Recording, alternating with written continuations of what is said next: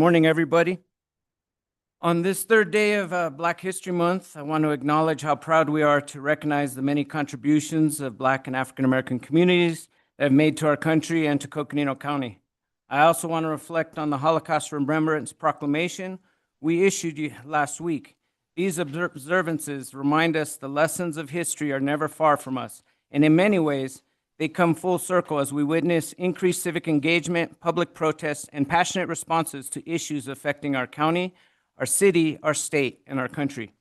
As Dr. King reminded us, we must always do what is right, and we must remember that our freedoms and liberties carry both power and responsibility. We encourage our community to use their voices and stand up to injustice while being mindful, safe, and respectful as they do so. Thank you all for being here and for your continued commitment to the work we do on behalf of our residents. Today's agenda reflects the priorities and values of our community: collaboration, transparency, and responsible stewardship of our shared resources. I appreciate the engagement of our staff, partners, and community members as we move through today's items. And with that, I'd like to call today's meeting of the Coconino County Board of Supervisors to order. Chair Horstman is sick today, and so I will be running the meeting as vice chair. And with that, I'd like to start with roll call. District 1, as said, Chair Horstman is not available today. District 2, Jeronimo Vasquez, supervisor for the District 2 and current vice chair. District 3. Good morning, Tammy Ontiveros, District 3. District 4. Good morning, Judy B. Gay, District 4 Supervisor. Welcome. District 5. Lena Fowler, District 5. Welcome. Thank you. And now can we please stand for the Pledge of Allegiance?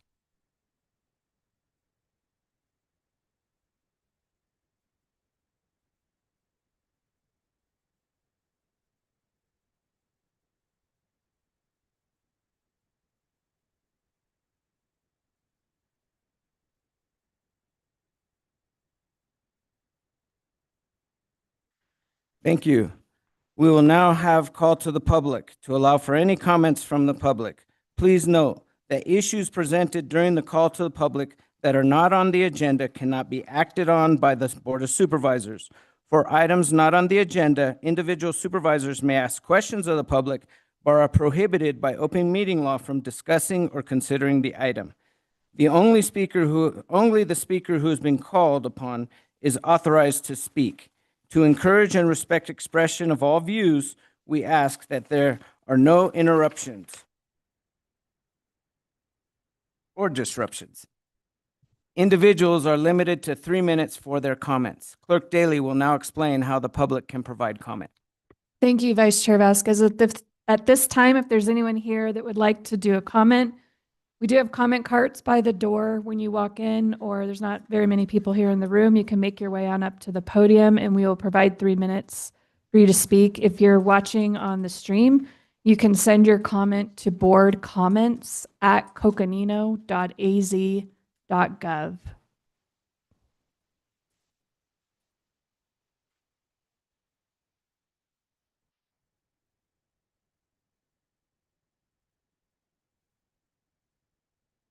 And it looks like we have no comment cards. There's no one in the room that has indicated they would like to speak, and we do not have any comments in our inbox. Okay, we will wait 30 minutes to see, 30 seconds, excuse me, to see if any comments emerge Okay. virtually.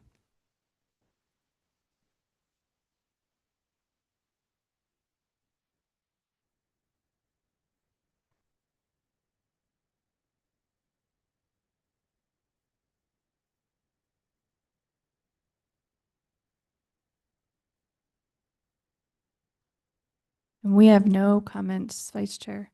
Okay, thank you. In that case, we will move on from public comment and head into the Board of Supervisors consent agenda.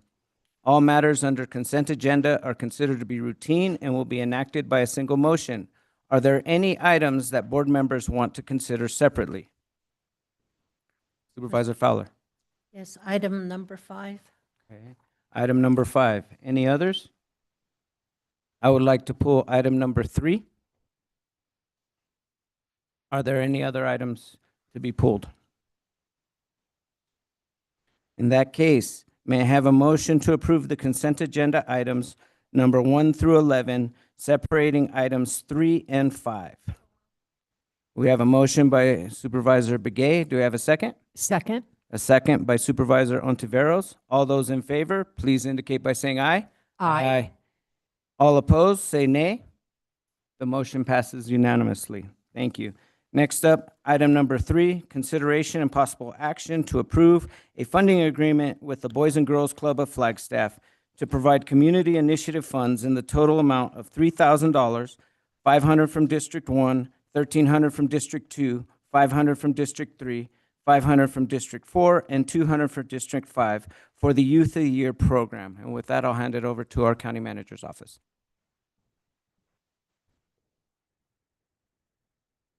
Today we have Mark Cox from the Boys and Girls Club to join us, and so if it's appropriate for you, I would like to the podium and talk a little bit about the program. Thank you. Thank you.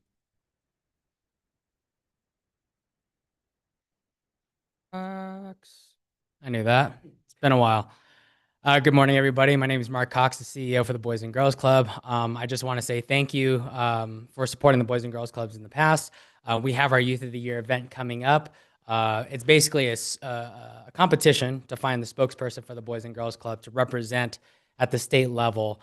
This competition prepares kids for real life, preparing them to speak in public, to resume building, to job applications and things like that.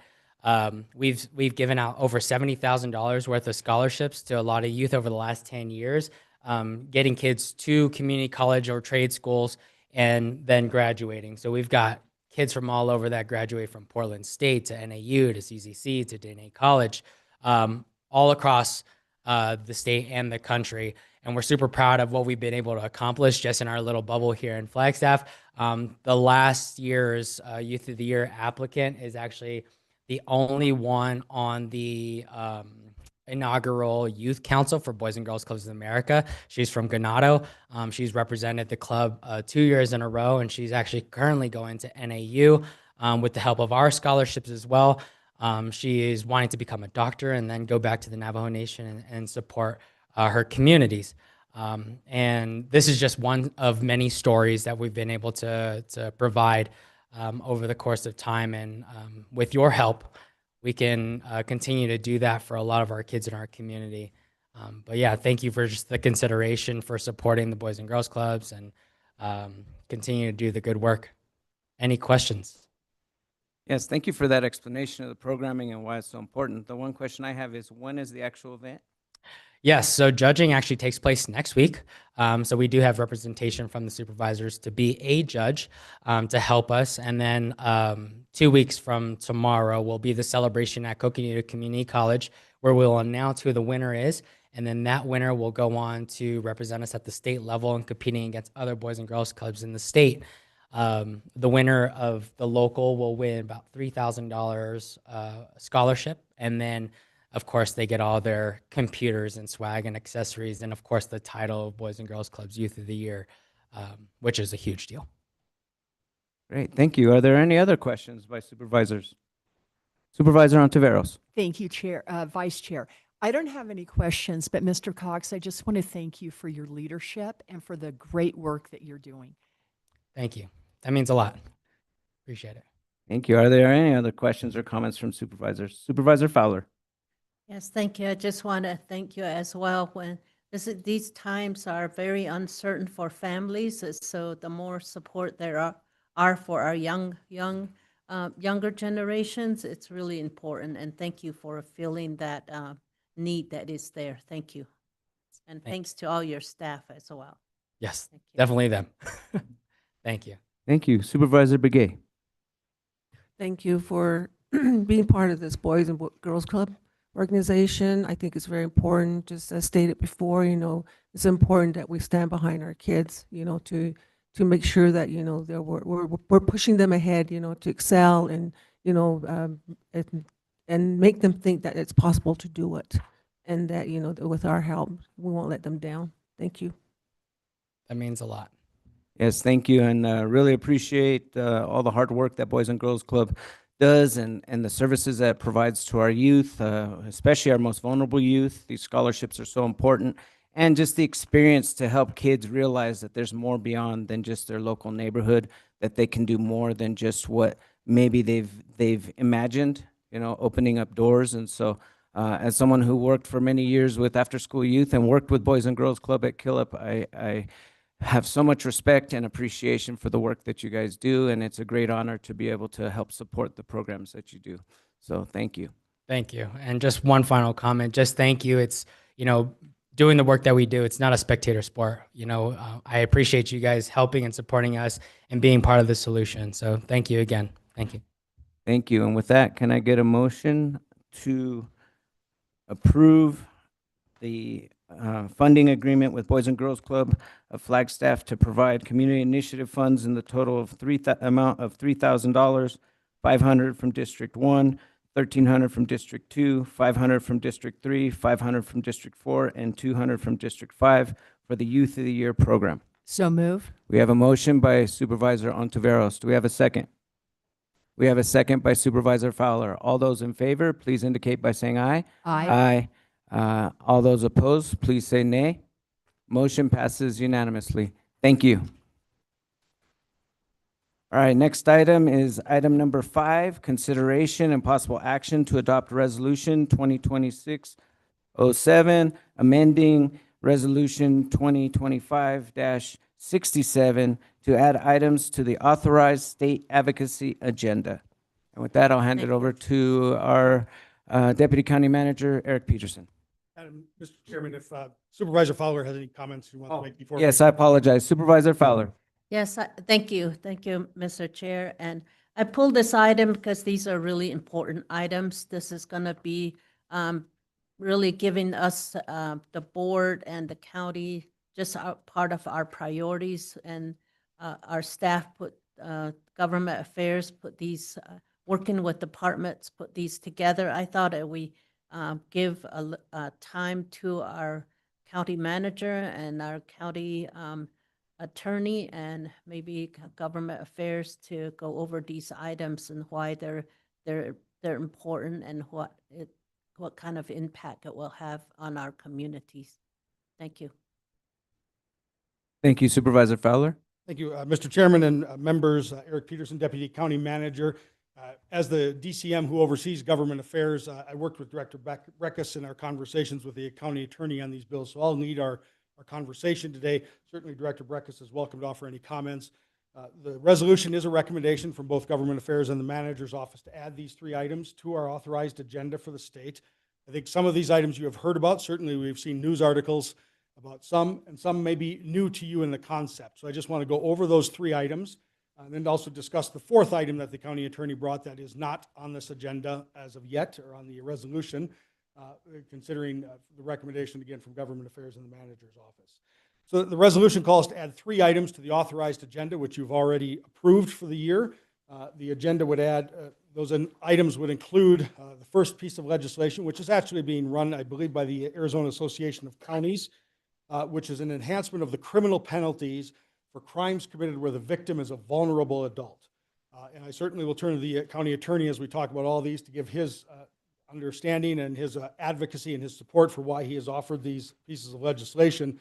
A vulnerable adult is someone who's incapacitated, developmentally disabled, otherwise not able to make a cognizant understanding and choice, and it recognizes that the crime committed on them takes advantage of that disposition and allows for an enhanced penalty beyond the normal sentencing structure. So it allows for a criminal enhancement, a penalty enhancement. Certainly, again, the county attorney will have a moment here in just a few seconds to address that as well.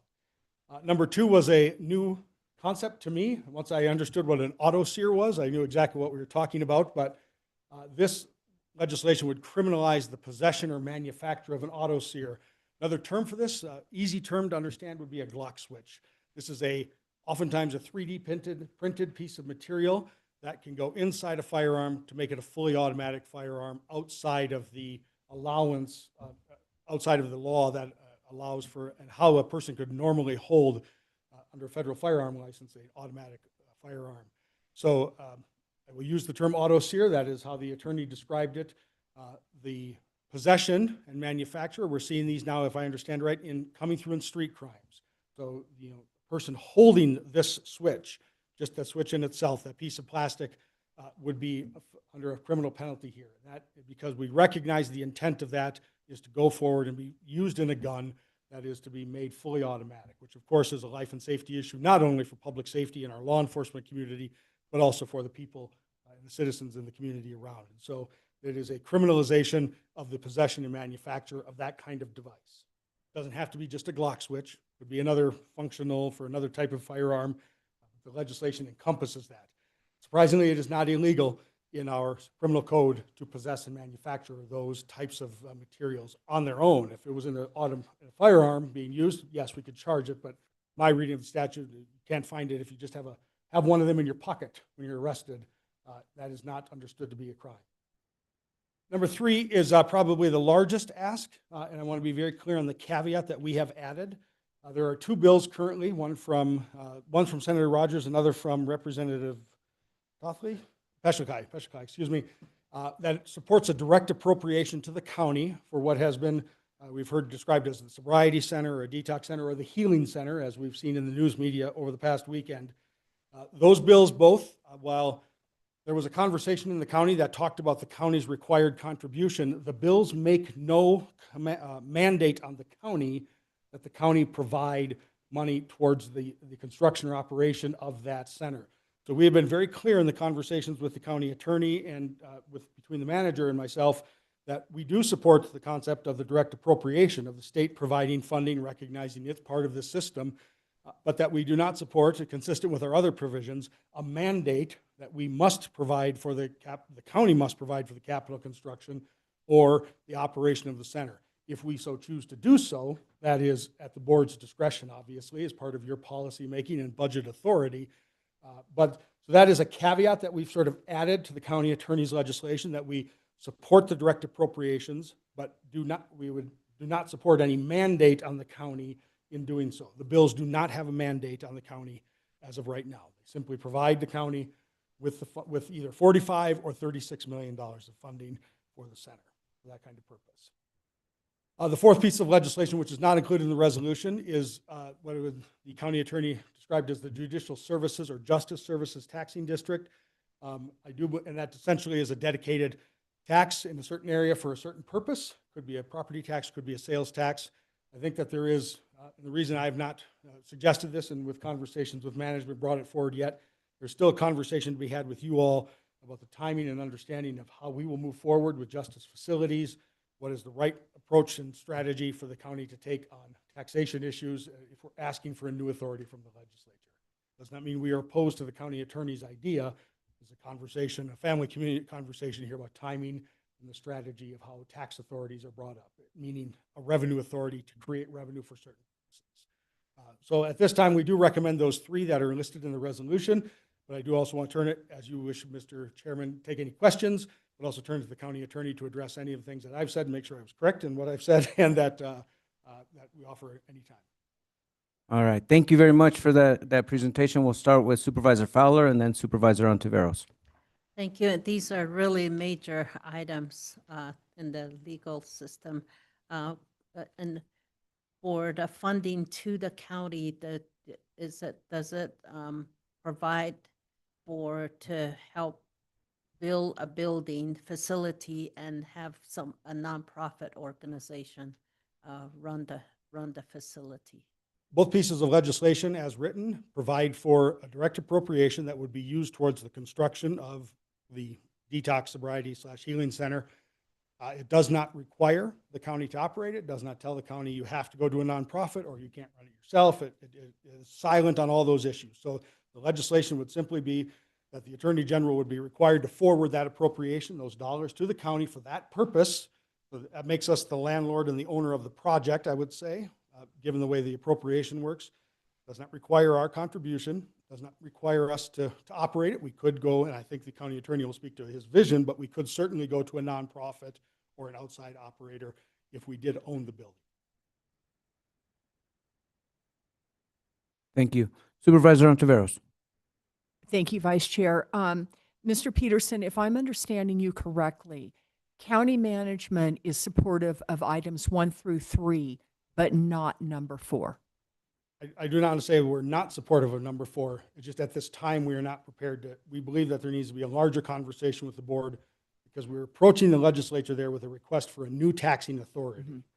And asking for a new taxing authority, what is the priority of the county and how does that taxing authority fit, or does it meet the priorities of the county? County Manager Bertelson, I've misspoken in any way, but that is our view, that we just need to have those conversations internally with the county attorney and you more fully before we are ready to say to the legislature, go forward in this way. We ask for these kinds of things. And thank you, Mr. Peterson. And I did understand that. I just wanted to be sure I understood it. Thank you. Thank you. Are there any other questions or comments from board members? Supervisor Begay.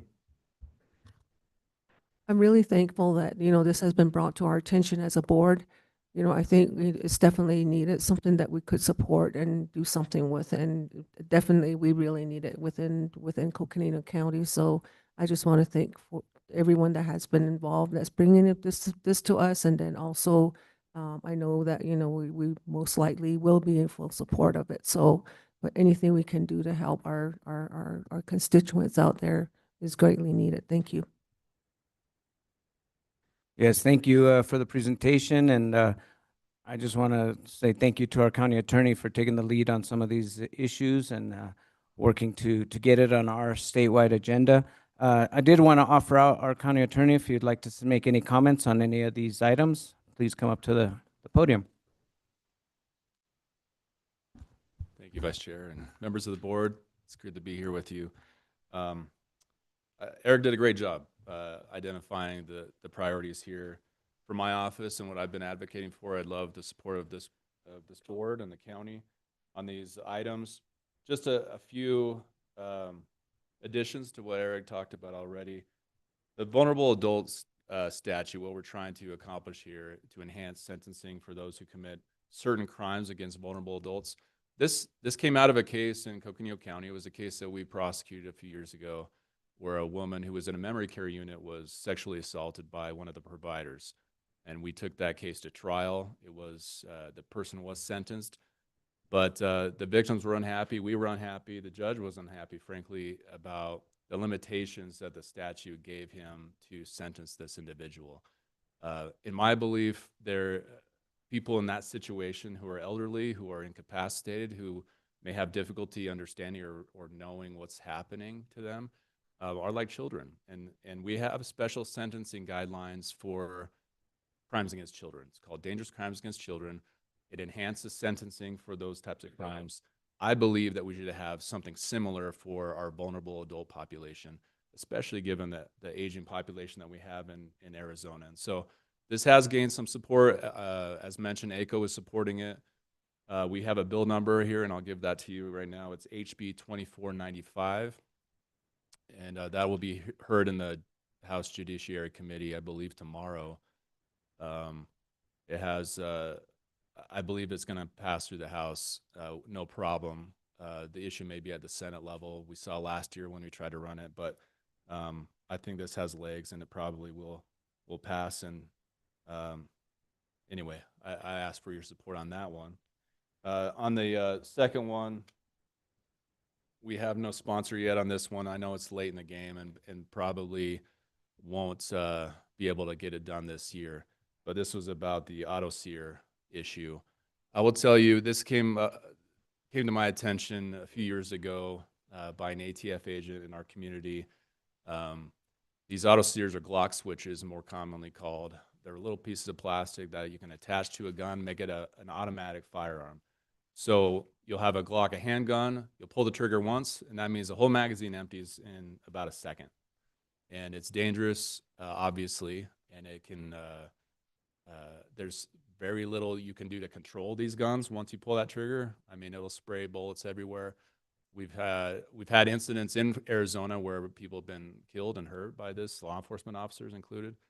And so to me, it's not a gun issue. I know that that's politically fraught when you're talking about guns in this community, or in Arizona rather. But this is really about public safety for me. And it is a federal crime. You should know it's a federal crime already to possess one of these switches. It is not a state crime. And federal agents can arrest people and they can be prosecuted under federal law. However, we have 5 ATF agents in all of northern Arizona. So what are the chances, do you think, that federal officers can attend to all of these incidents, especially now that we're seeing that these are street-level crimes? People are selling them with a bag of dope. You're seeing Glock switches. You can 3D print these in your garage and sell them for $30 a piece. Arizona's now in the minority in terms of having some enforcement mechanism at the state level. I think there are 26 other states already that have some provision in state law that criminalizes this conduct.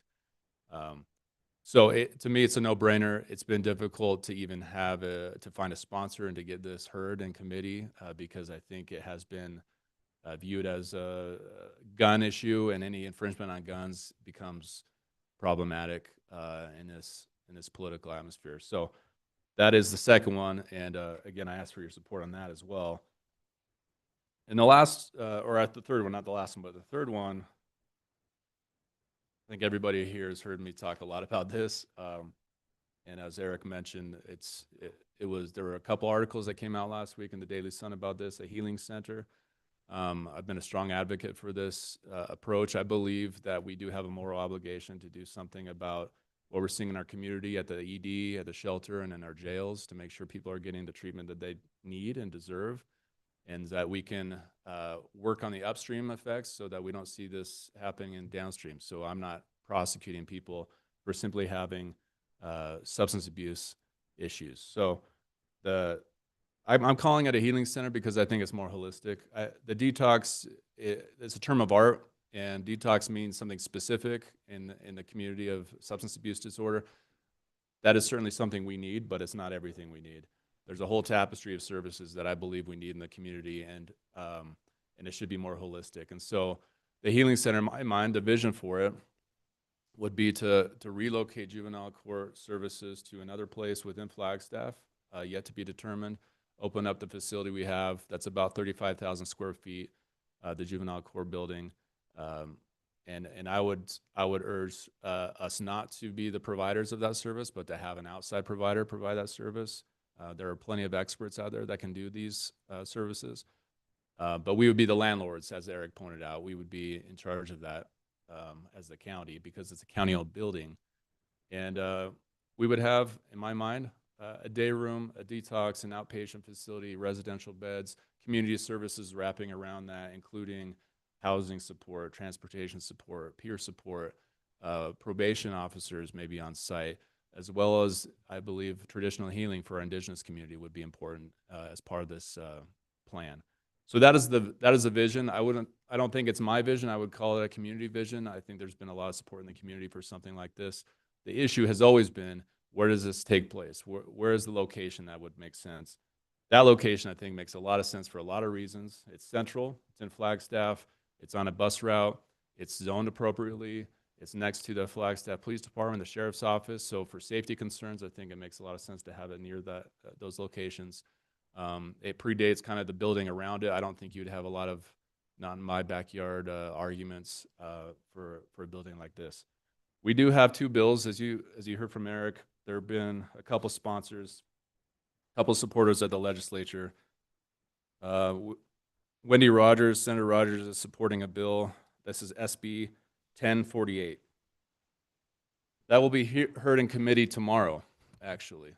I believe at 2:30 p.m. in the Rules Committee. And I'll read it to you. This is what it says, and Eric summed it up, but it says, the sum of $36 million is appropriated for the state general fund in fiscal year 2026-2027 to the Department of Administration for distribution to Coconino County for 80% of the total cost of constructing and purchasing equipment for a new juvenile court services facility and converting the existing juvenile detention center into a detox, sobriety, and crisis recovery center. It's pretty simple, and it leaves a lot of, I think, flexibility, which I appreciate. It doesn't, as Eric pointed out, require the county to make any match. It's simply $36 million or 80% of the total project cost. The reason it's $36 million or 80% is because in talking to Tom Hanachek, our facility director, about the cost of a facility to build a juvenile facility, it's estimated It's estimated that it would be about $1,100 a square foot to build something like that, which is, in my mind, insane, but apparently that's what the cost of things is right now. And if we're talking about a similar, yeah, could I get some, I'm sorry, I'm recovering myself from something. Thank you. If we're talking about a similar sized building for juvenile court, we're talking about something, if we're talking ground up with a new parcel, around $45 million. It's a lot of money. If we were to retrofit a building, it would be something less than that. But that's where we're getting these numbers from. So that's bill number one. That's SB 1048. The other one is being sponsored by Representative Peshlikai. This is HB 2595. And it reads similarly, but let me read it to you. It says the sum of $45 million is appropriated from the State General Fund in fiscal year 2026 to 2027 to the Attorney General for distribution to Coconino County for the purpose of constructing and purchasing equipment for a new juvenile court services facility and converting the existing juvenile detention center into a detox, sobriety, and crisis recovery center. So that one is more money. It's even simpler in terms of what it allows for. I think probably less likelihood of success on that one, but I hope maybe at some point the Senate bill and the House bill can merge, and maybe we have something that we can all live with, and that would help us get this thing off the ground. I'm very optimistic because it is a bipartisan. It's both houses or both sides of the legislature. I think it's positive movement in the right direction. But of course, all the support we can get, higher likelihood of success. That one does not have a committee date yet. It's not being heard yet in committee. So I'd ask for your support on that one as well. I think it would benefit not just Flagstaff, but Coconino County and our Northern Arizona region. In fact, we are in desperate need for more resources for people in our community that are suffering from substance abuse disorder, from mental health, and sometimes those co-occurring disorders. So the last thing I'll say, and Eric briefly talked about this, and I know it's not recommended today, but just to give the board some insight into this last item that we are supporting, but understand timing may be difficult, especially since we're kind of late to the game in terms of finding sponsorship right now. But the idea was to build out a judicial services or public safety special taxing district. And this is a concept that's been batted around, I know, for a few years. We've been talking about how are we going to support the budgetary needs of our public safety partners, of the county attorney's office, of the courts, et cetera. As you all know, I mean, every year we talk about this, right? We need more, and help's not on the way. The state's not going to give us a bunch of money. The feds aren't going to give us a bunch of money, it seems. And so we need to find a way to generate our own resources, our own revenue. And so that was the idea behind this. And the idea would be, in my opinion, it would be a sales tax, not a property tax, but a sales tax. We, in Coconino County, in my office, I can tell you that we prosecute around 30% of our defendants on the felony side are out of county defendants. It's over 50%, we're talking misdemeanor defendants. A lot of the people we prosecute don't come from here. And the way our budget works, it's based on a population of 145,000 people-ish. But we have millions of visitors that come to Coconino County, to come to Flagstaff. And we love that, but they also bring their own problems. And we have to prosecute these problems sometimes. And our law enforcement officers, they see it. Our jail population sees it. Our courts see it. And I will tell you, it's becoming more dire than ever. This last year, our numbers are showing historic charging submissions. We're seeing an increase in complexity of the types of cases we're seeing, increase in violent crime, 15% increase according to our statistics from last year to this year. We need to figure out a way to build out our resources, and I believe that this is one of the solutions. Now, this is a big lift because it would create an entire new statute with some pretty complicated terms. Creating a special taxing district is not super straightforward. It's not like the bills I just read. I mean, I won't read it to you what we've drafted. It's several pages, but I can certainly send this to you. It would require maintenance of effort from the county. It would require the board to sit as the board of directors, but it would also require the CJCC to be an advisory group to the board of directors so that this board understands the needs of our criminal justice community. We've talked to the city of Flagstaff likes it. They would support it as well in terms of what it could do for our community. I can tell you that courts have already voted to support this, but there is no sponsor right now. And as we've talked recently, it may be important that we wait and get our ducks in a row. I still want to see if we can get this heard. I will tell you, this is only the enabling statute. It does not require us to do anything. It's just to pass the statute because we still have to go to the voters and ask for their support to get any tax passed.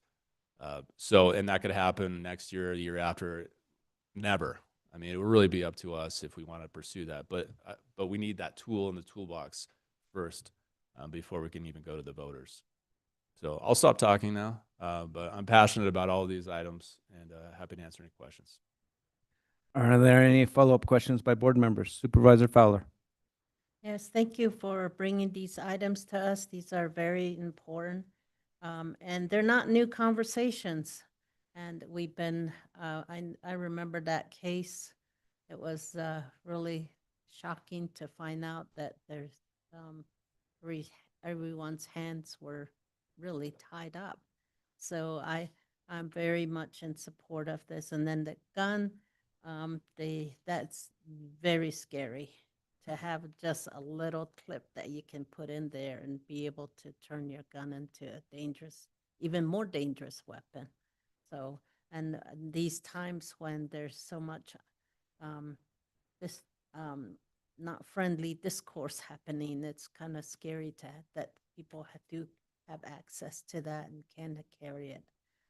The detox center, that's been the idea for some time. We went to Florida and we went to different places to go look at those facilities, see how they do it and bring those ideas back.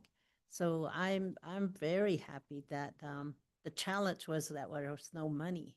There was no funding where we, from the county. So state legislators stepping up and being able to fund a facility, that is great. And I think I think all the counties need to really support this.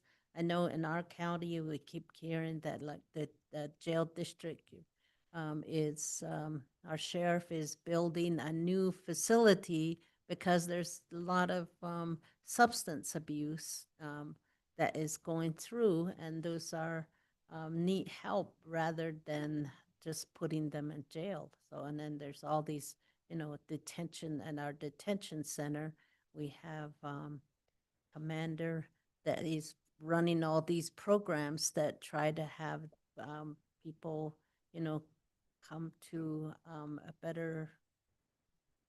better position in their life and rethink where they're at. So anyway, I'm just really supportive of this. And the justice, I remember when we did the health district, we had meetings after meetings on the health district when we were creating that. We took the whole health district apart and then put it back together just to get to a point where, yes, okay, this is needed.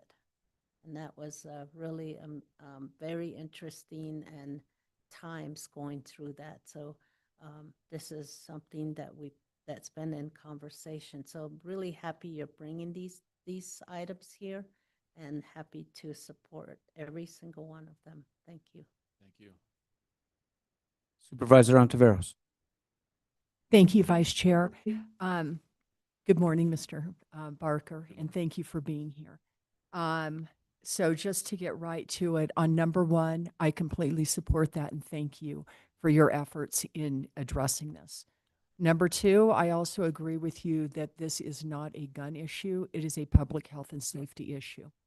And finally, on number three, um, I just want to say that there's been a lot of media reporting on this over the weekend that has been referenced. And when I was reading the articles, that was the first time that I had heard that it had been referred to as the Healing Center. And that sounded really nice to me. You refer to it as a term of art. And this is just my opinion, but the other names, the detox, the other names, there's a stigma attached to that. And it's just my personal preference and opinion that it go in that direction. And the first that I had heard about this was at the budget last year when we were getting it, talking about it. So I am glad, I'm just going to say it's come a long ways if you think about it in a very short period of time. So good work on that. And quite honestly, I'm hopeful that this is going to pass down at our state. But regardless, you now have it on the radar screen. And I think that it's going to move forward one way or the other at some point in time. So thank you for your continued efforts and your tenacity. Thank you, Supervisor. Appreciate that. Supervisor Begay? Thank you, Ammon. Thank you for the update and information. Also, in agreement with all the items that have been presented to us. I think, as we pull all together and make plans and work together, I think things can happen. So I just want to thank Andy and his staff, and to be outright and helping and making sure that, we're all, singing the same tune this week. So I just want to say thank you so much. And this means a lot, and it will happen. And and it may take a little bit more time, but at least it's not going for years, to continuing. So it's finally going to be something that hopefully, it's also our job to talk to, the people that are sponsoring the Senate bills, to see how we can, have them to listen to us. And certainly we do have to address these issues here. And so thank you so much. Thank you.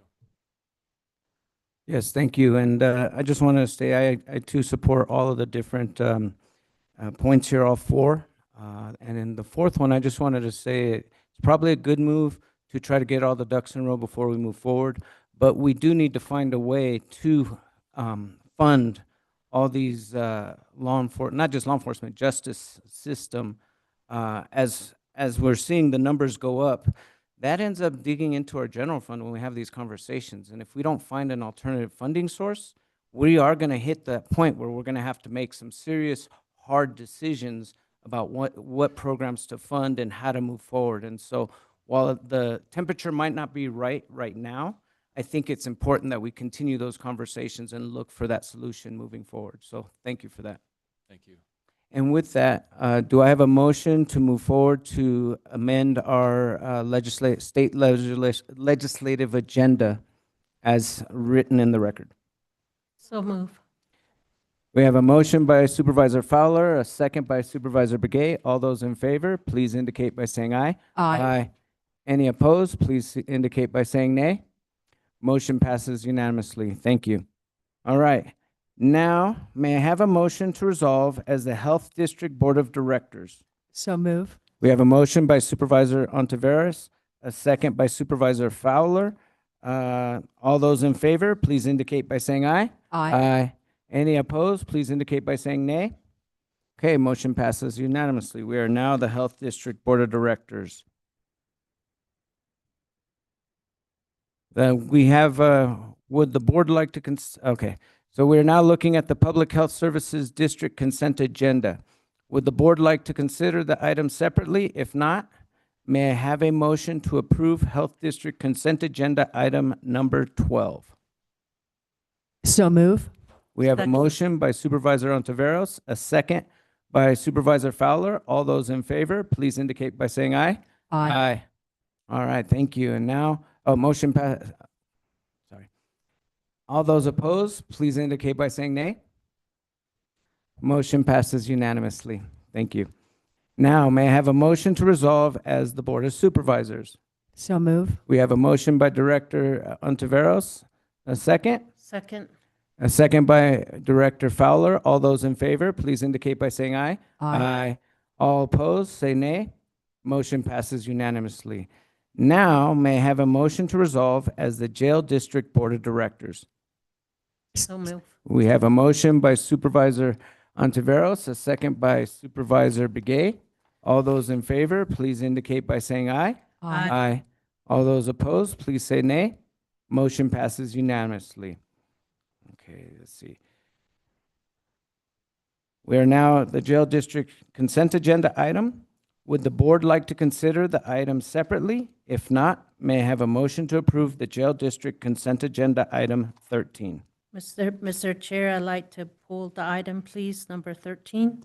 Okay, thank you. We are pulling item number 13, consideration and possible action to approve the intergovernmental agreement with Coconino Community College to set forth the duties and responsibilities of the Detention Academy at the college for a term of 5 years with options for 2 additional 5-year periods and the cost-sharing addendum in the estimated amount of $41,760 in the fiscal year 2026.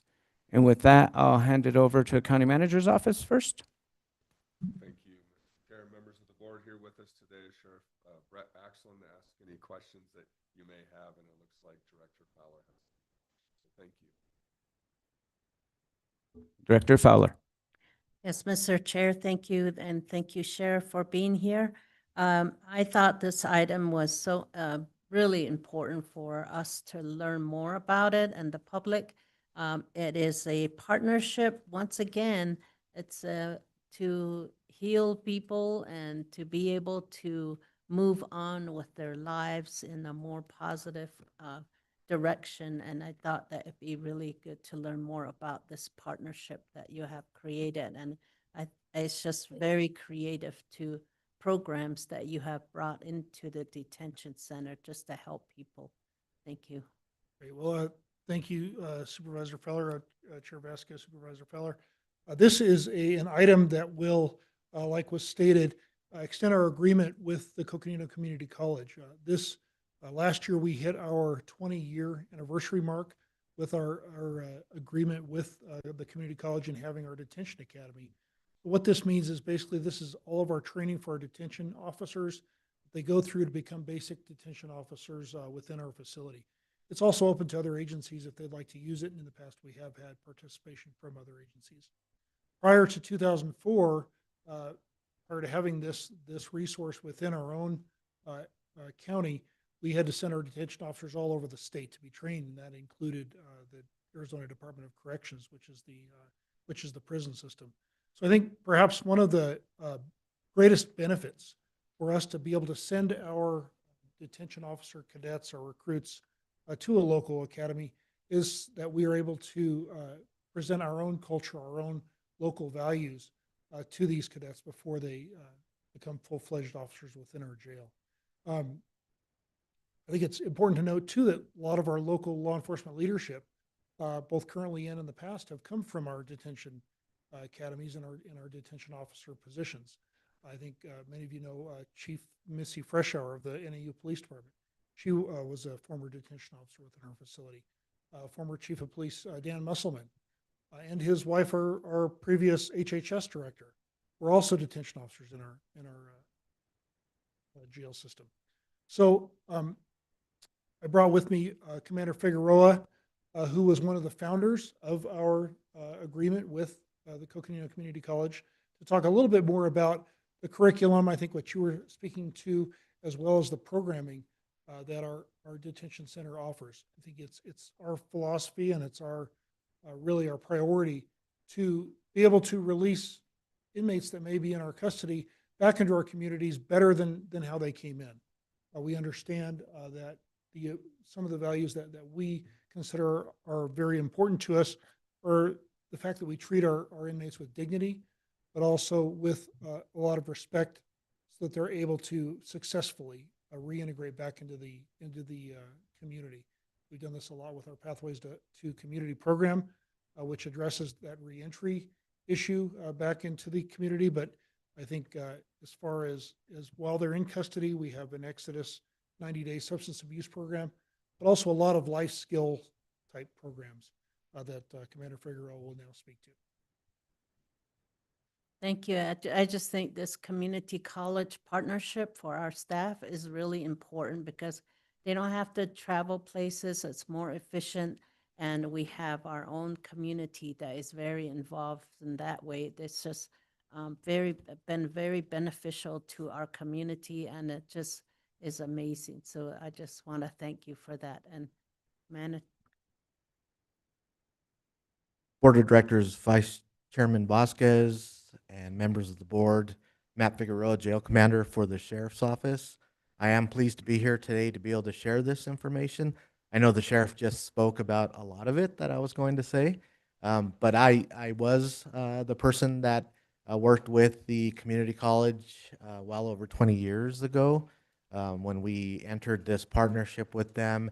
As the sheriff did mention, prior to 2004, I actually was the academy sergeant at the time, the training sergeant that was actually sending our detention officers out primarily to Tucson, to the Department of Corrections CODA Training Academy for them to get their certification as a detention officer, to have that formal training as a detention officer to then come back to us as certified officers to continue working with us. So basically, I was the one that was driving down every other Friday to their graduations to check on them. And they were the ones that were being pulled away from their families or friends or from their homes to go and be away from our agency to get that training. I was the one that was being pulled away and going every other Friday to attend those graduations.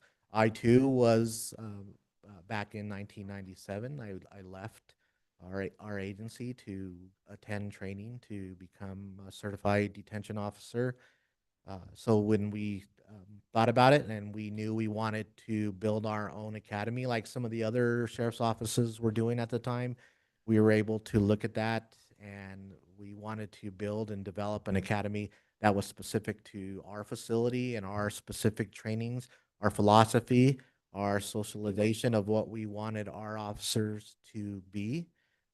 The best thing we wanted to do was partner with CCC and have that partnership at the time. So we were able to do that with, at the time, Sheriff Bill Pribble's guidance and him allowing me to reach out to them. We were able to establish that partnership with CCC, and in the spring of 2005, we ran our first academy, and we haven't stopped since.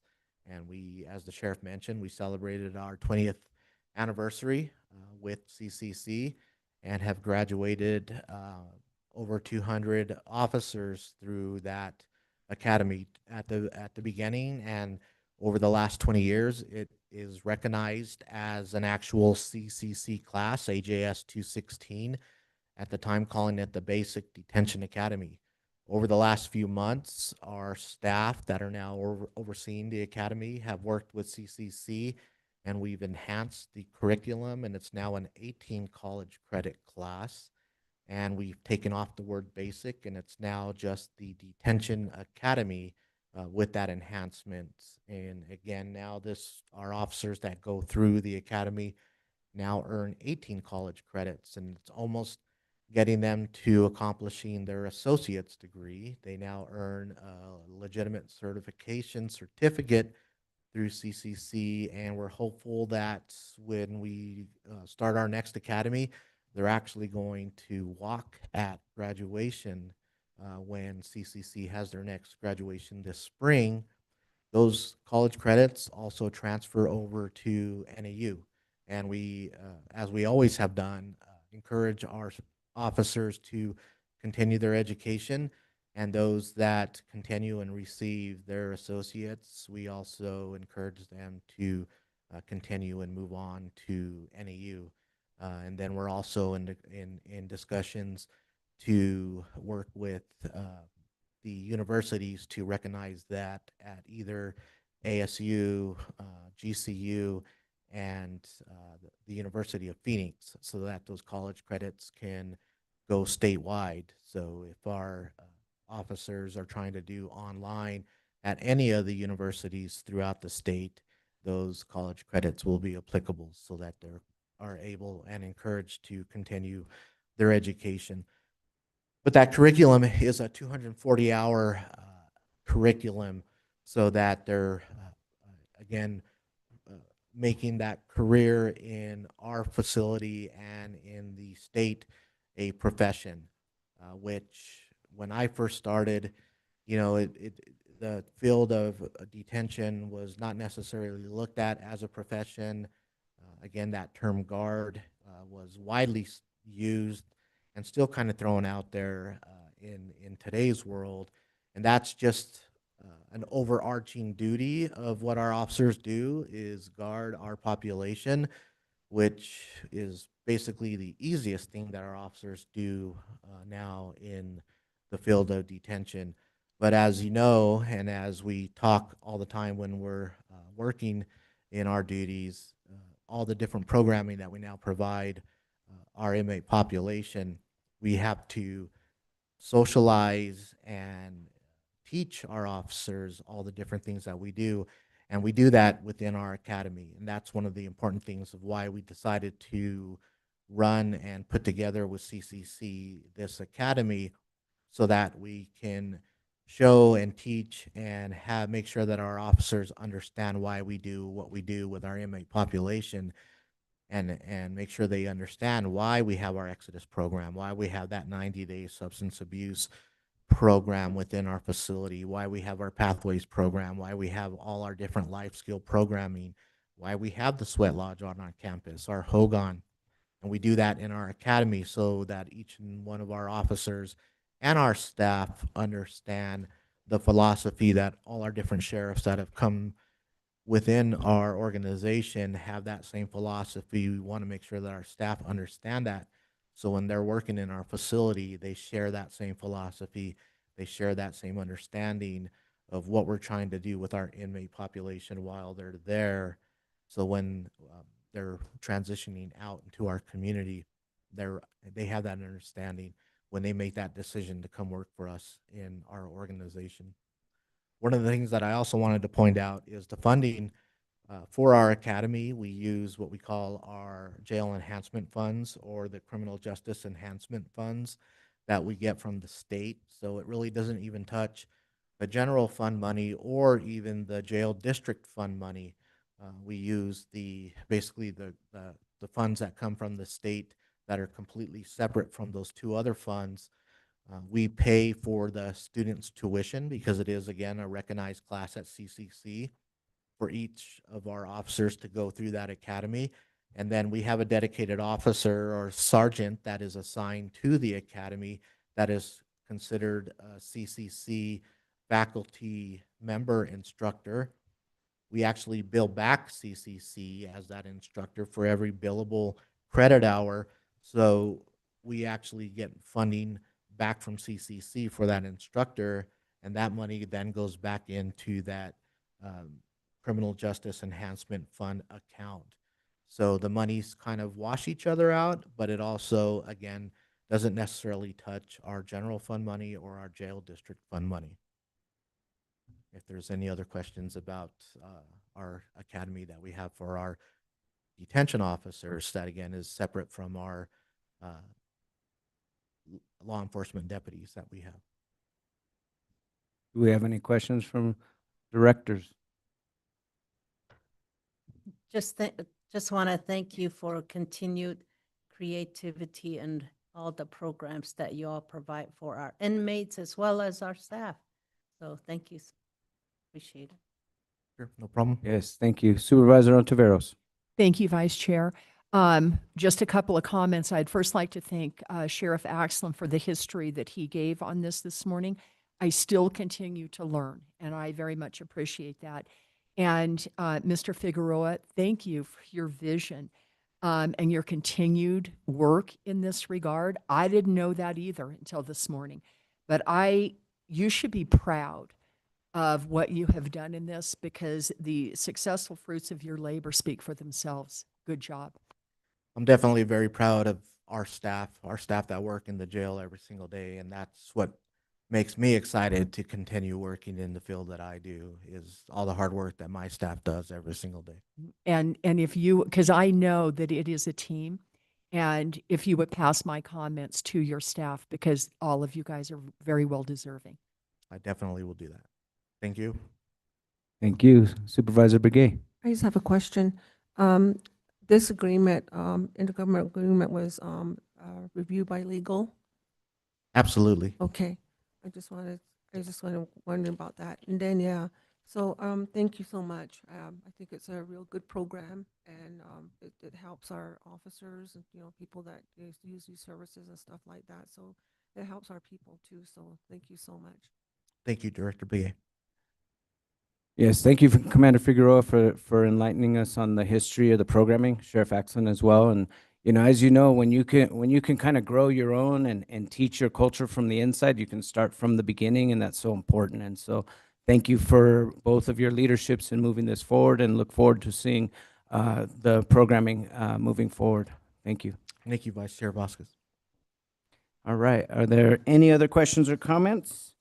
If not, may I get a motion to approve this item? So move. We have a motion by Supervisor Ontiveros, a second by, I thought it was Supervisor Fowler.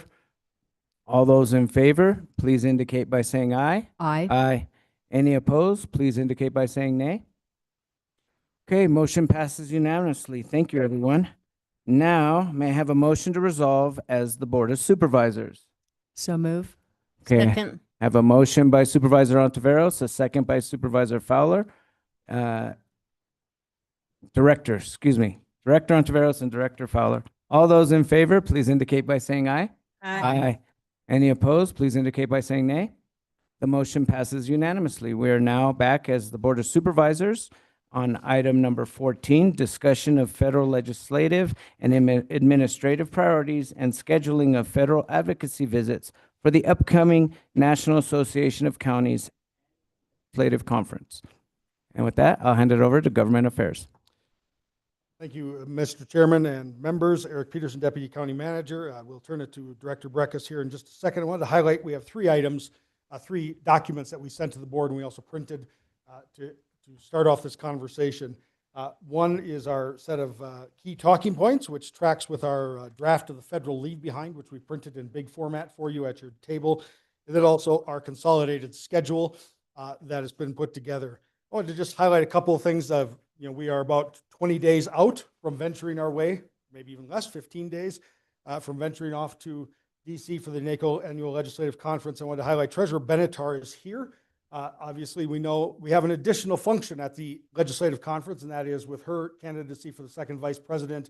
There will be some items added to the schedule that are her items, not only for where she will be, but also that we ask board members to help support the candidacy of the treasurer to be at. So there's this schedule will add to and change a little bit yet. And I think all of you have been to DC with us and know that sometimes while we're flying, we change the schedule for DC. So but we wanted to get this in your hands and start to highlight the meetings that are being asked for. All the meetings have been requested by Nexus. So the requests are into both our congressional delegation and our administrative visits.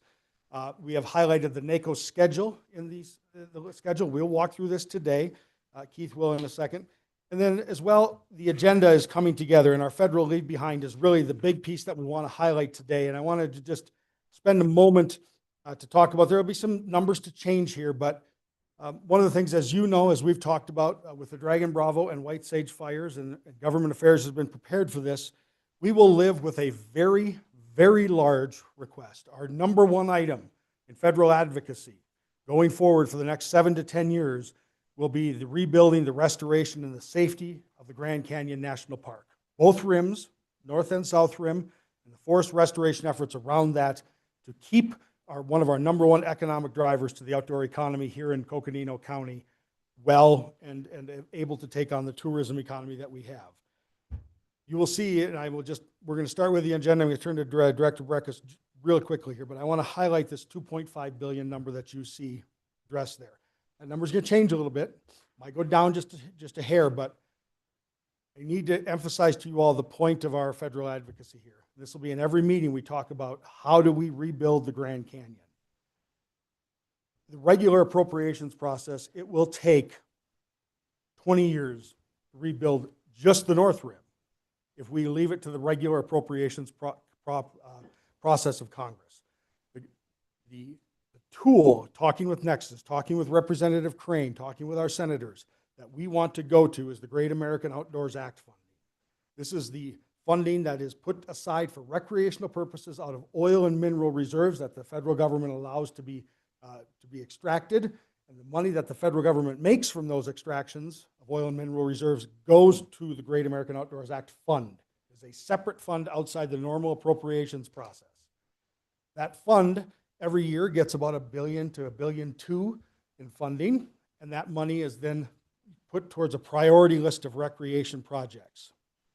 We are asking here, the central core ask of the county now is to put the Grand Canyon, North Rim, South Rim, and the entire Kaibab into Great American Outdoors Act funding as the first 20 to 25% every year off Great American Outdoors Act until it is rebuilt, restored, and the forest is completely gone through and thinned and restored, the Kaibab, all 3 districts of the Kaibab, to prevent having another fire like we had. The inside story, as you all know, is that Fry has been a great effort. Much of the Fry funding has come by diverting funding away from the Kaibab North, the North Rim, went to Fry. So the natural breaks where we hoped to contain the fire couldn't exist. They couldn't hold the fire at that spot. Once we lost it up the rim, that fire was going to go as far as it went, up into the Kaibab. And so this has been a conversation both with the park and with the forest to represent what is the full number to rebuild the North Rim, to solidify and harden the South Rim, and then to do the forest restoration efforts in the park and in the forest, all 3 districts of the Kaibab, to provide that kind of mitigation so that hopefully if a configuration comes about, it will not approach the park. There will be the appropriate type of breaks built in so that we will not have this happen again in the near future if we stay true to the purposes of keeping the forest in good health and not having it overgrown. So it is a large number, and it also involves having to amend the Great American Outdoors Act to allow vegetation management to be brought into as a allowable resource. So it is the centerpiece ask. I mean, this is probably the largest ask the county has ever made of the federal government, but it is understanding that we've had this fire, and out of this incredible disaster and out of the pain and heartache that we have all felt, that we will leverage that to have something good come out of this. And the good that will come out is we will ensure that we will do everything we can to never let this kind of configuration affect the park and the canyon as it has. Thank you for that. Quick question. Yeah, I know you're saying that we would ask for 25% of this funding to be diverted towards this project. How many years are we anticipating that it's going to require this kind of funding? 7 to 10 years. 7 to 10 years? Okay, So, thank you. so we know that they won't do this whole project. They can't just start tomorrow and be done in a year, right? And just take that money. There will be other recreation projects across the country that are valuable and prioritized. The Grand Canyon, we're asking for that priority for the Grand Canyon. We have that kind of dedication of the funding that will still allow other parks and other places to get that activity, but we'll need, otherwise, as I said, the regular appropriations process, it will take some time for the North Rim alone to be rebuilt, much less the hardening and the work that needs to be done to bring the South Rim and the whole Grand Canyon communities into sort of the ideal that we'd like to have. All right, questions or comments? Supervisor Fowler? Yes, thank you. Thank you, Eric. And this has been just really a long process just to get to the point where we're at now. And I'm really excited about this advocacy. We've been advocating up to this point, but now we are really narrowed down our need and working with the, and we're not doing this outside of the Grand Canyon or any of the federal local agencies. We're actually working with them. And the need for the forest restoration is very important. The trails, Arizona Trails runs right through there and it ends just on the other side. right at the Arizona-Utah border at state line.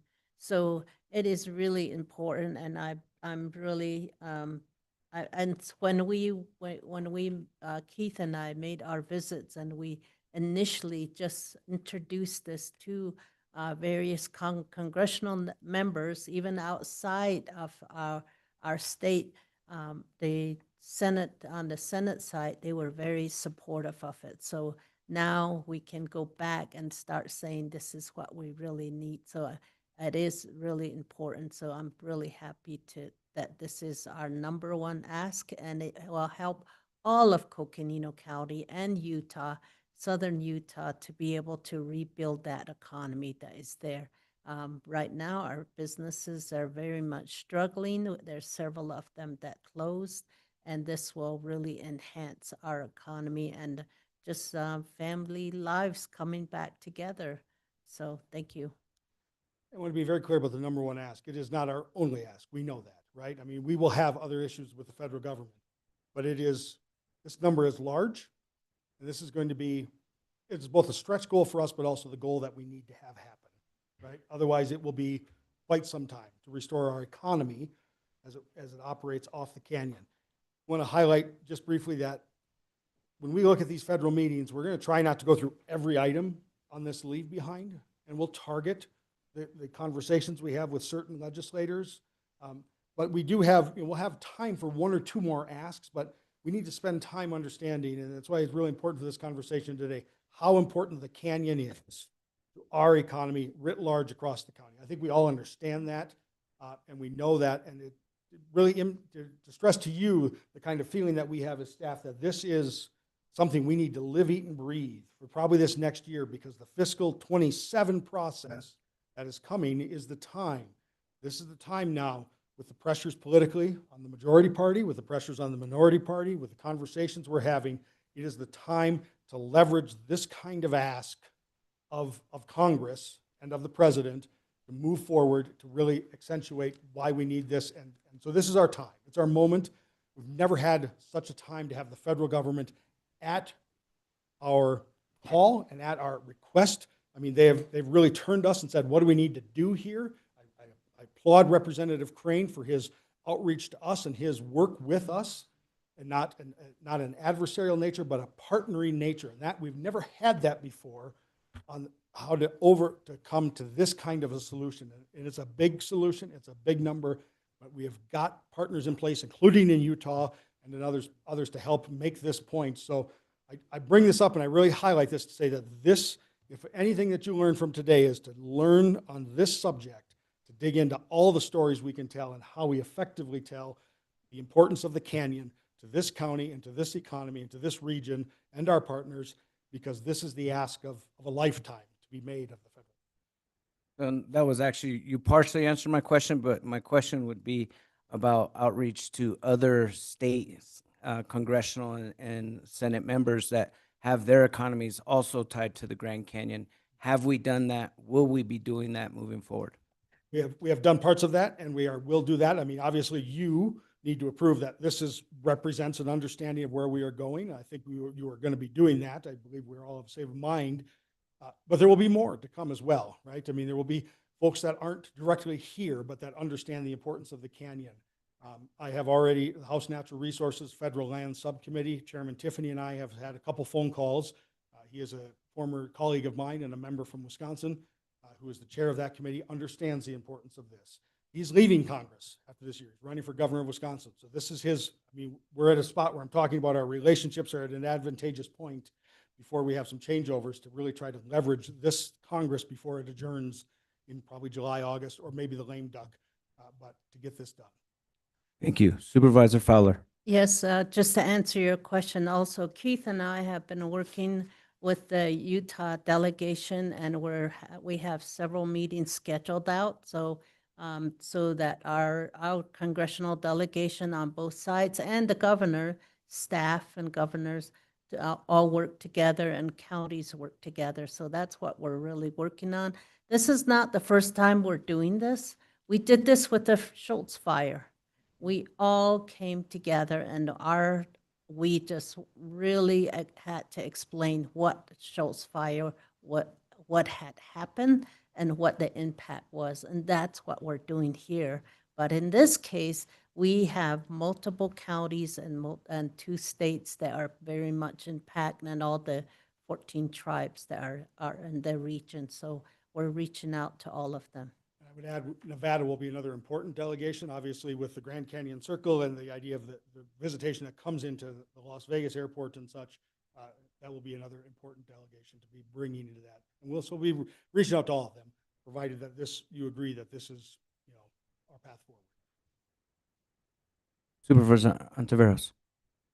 Thank you, Vice Chair. I'd just like to thank my fellow Supervisor Fowler for her comments that she has made in helping to bring some understanding. And also, Vice Chair Vasquez asked the question before I did on have we reached out to other states? So we're kind of all thinking along the same lines.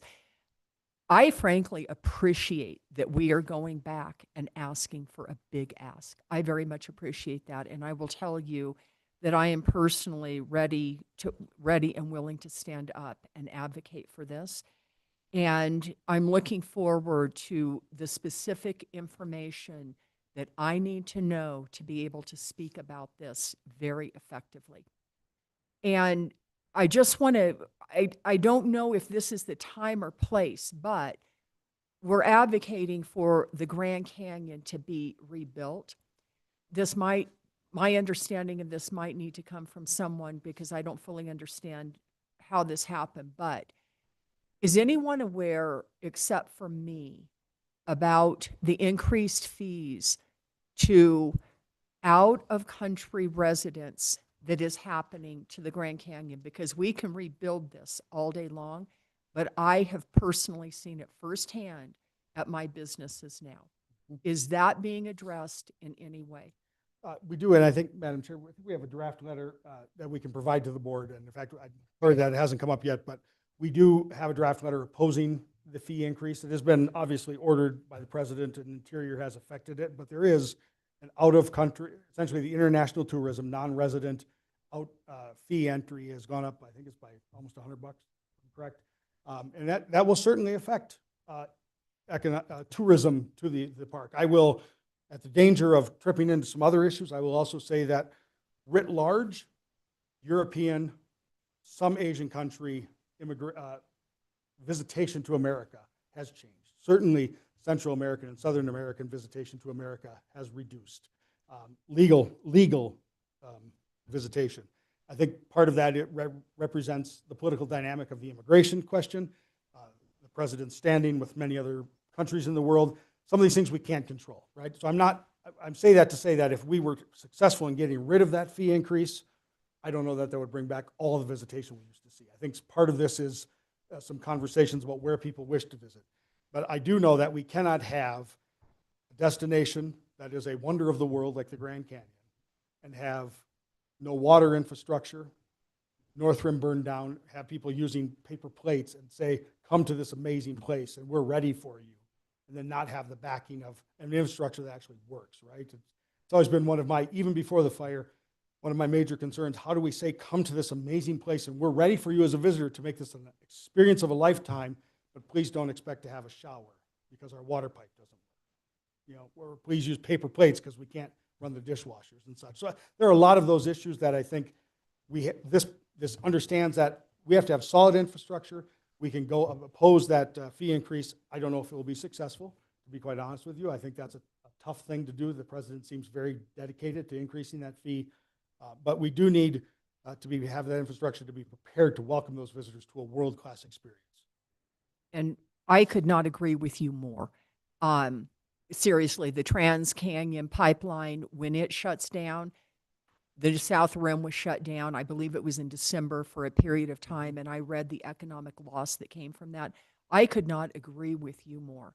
The reason that I asked my question is I do want to stay focused and I do want to stay on point, so I do not want to convolute the issues here at all. But it's just what I saw firsthand for myself, and this came as a result of a kind of a Sprinter van pulling up from Mexico with 12 residents and occupants that wanted to see the Grand Canyon, that was going to equate to about $1,200. And it is having a real effect. And I just wanted to make it known that there are numerous issues that are playing on tourism to the Grand Canyon. And I don't know if this is important enough that we need to start addressing it. But I do thank you for the letter. I would like to see that, but I stand in staunch opposition to this fee increase. So if possible, I would like to see it incorporated, but if it's going to mess things up, I will follow the lead. Yeah, I don't think it would mess things up at all. I think we can incorporate it. I give you I think it's a separate issue, but it's combined, obviously. But I think it's also separate where we could see victory on the 2.5 billion and still have that fee be there. So just so you're aware. But I think we can. And I do understand. Yep, I understand. Thank you. Supervisor Begay. Thank you, colleagues, for making all the comments, and I think we are all in agreement here. But I just want to say that the tribes that are actually in these areas, I think they have a big say-so in the whole Grand Canyon. So a possibility when we're doing our packets, letters from them, I think would be sufficient to, give that out too. So, but I just want to say that portion of it would mean a lot too, and it would be everyone within Coconino County. So thank you so much. Thank you. Supervisor Fowler. Thank you, Mr. Chair. As we go in with our ask, I think it's important also just to inform remind our congressional delegation and others what we have done locally, what we already doing. We have the Small Business Administration that came in after the declaration of economic disaster that was declared by the Board of Supervisors as well as the governor, and that triggered the funding to come in, and that is still open until I'm not sure when it closes, but it's still open to businesses and nonprofit organizations and self-employed individuals. It's open to all of them to be able to apply for the small interest loan. And also, and then we launched the recovery plan, and that is still in process. So I think when we go back and sometimes people may, elected officials or whoever you're working with will ask you, well, what are you doing? And here we're just have to say that what we're here for is help us help ourselves. Basically, that's the message, and that will help us to be able to, add on to all of the everything that we're doing. And we're having our meetings, continue meetings with our partners and our communities. So thank you. I just want to add that on to, in our talking points. I think it's important to add those in there. Absolutely, and I will include that in our talking points, and I think it's there as well. But that recovery plan is also a key point, right? There are more things that need to be done to help the economy of this area come out of the fires and come out better even yet beyond that. Not just return to a level, but to be improved, right? And that is going to include state advocacy. The North Room cannot reopen year-round until the state agrees to plow a road, if it snows, right? I mean, so we have to deal with that. That includes our local actions. What can we do locally? That will all be delivered at the end of March. We just happen to be ahead, going to DC. But regardless, what the federal government has to do, and we've given them now the way to find the amount of funding over a requisite amount of years that we will need. This is the opportunity to really make that. And this Congress is the best position that we've ever been to really get to that point where the majority party feels some pressure to move, certainly politically. The minority party wants to support this great public land asset that we have. And we've got the coalition of very much the willing around us in our neighboring states and other places.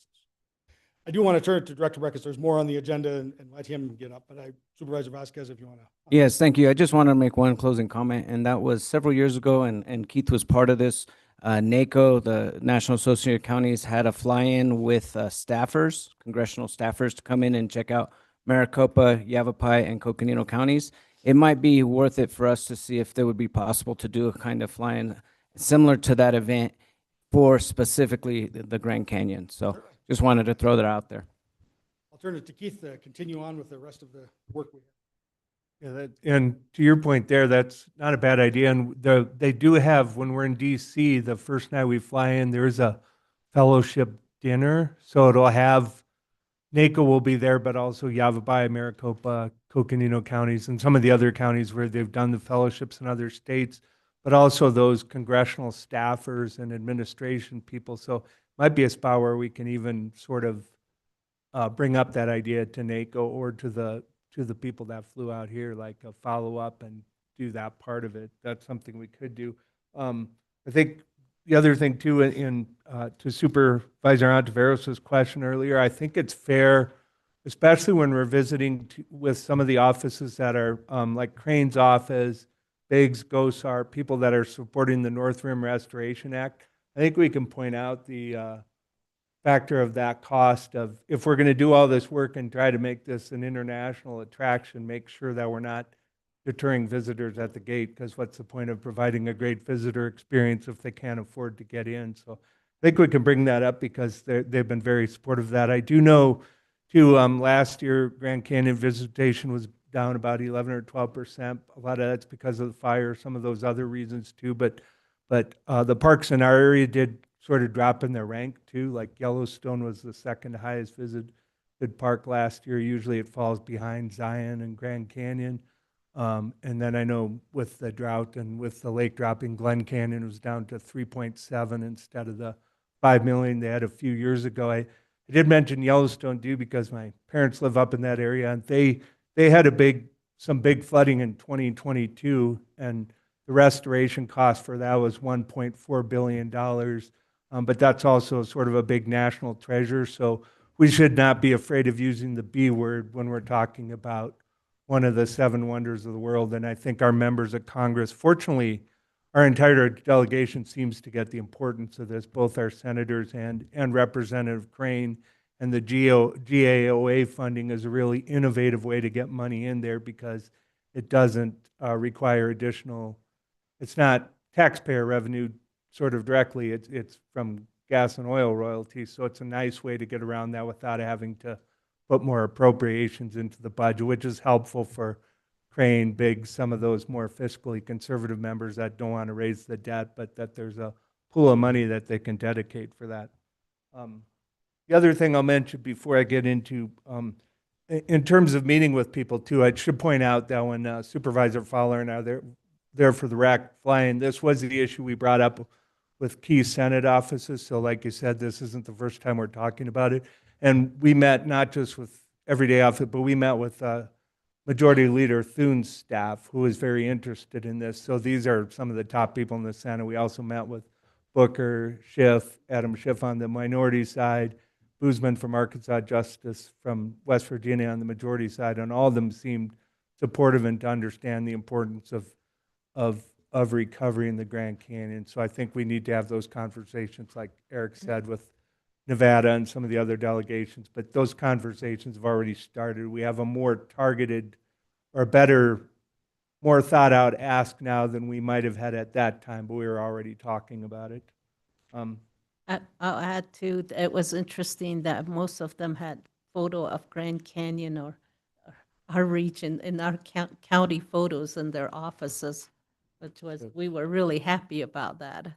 Yeah. That's right. Yeah, it was in their artwork, and so it's like, oh, that's over where we're from. That's where we're, and I will add also, I'd like to ask if the Board of Supervisors and staff can attend the federal agencies reception. They came here, they know they've been here in Coconino County. And that's a time to really educate those federal staff that will be attending because they're from various departments and various states, and it really be good to educate them and have a conversation with them at that time. I will not be there at that time because I'll be flying in, and y'all be at the event. Thanks. All right, thank you. Are there any other comments by board members? In that case, please continue. Yep, I'll highlight the federal agenda, the trifold. And I don't know if there's a way to get it on the screen here, but, okay, yep. But in addition to of course, the Grand Canyon, as we mentioned, is probably not probably, it is our number one ask, but we have several other things on there that we can go over. Some of them are not new, they've things we brought up every year, but they're updated. For example, forest restoration, always important. Yeah, here we go, this is good. And then, of course, we're gonna have to ask for PILT funding again for next year. We did finally get PILT and SRS funded for the last year, but now we're already into FY 2027, so we got to go out and ask for it again, even though they, back paid it a few years. But I think we have support. I think it'll be an easier lift this time around than it was in the past, but we will do that. We're going to ask for FEMA reform within the emergency management space and transportation. We're always looking for reauthorization of FLAP and central federal lands, as well as long-term surface transportation reauthorization. That's always an issue there. And then we will also bring forth our 5 congressionally directed funding requests or projects that you all approved, I think, at the last meeting. There might have been 2 meetings ago, I lose track, but those are some of the things. We haven't completely filled out the administrative agenda. We're waiting for some more information from our departments to fill that out, but I think this is all pretty straightforward. But I will, if you have any questions on any of this, let me know. Supervisor Begay. Yes, Keith, Mr. Parkas, can you go over the federal agenda for people that are maybe watching? We know what's on there, but I think just kind of go down each one of them, and that way, Sure. they'll know. Thank you.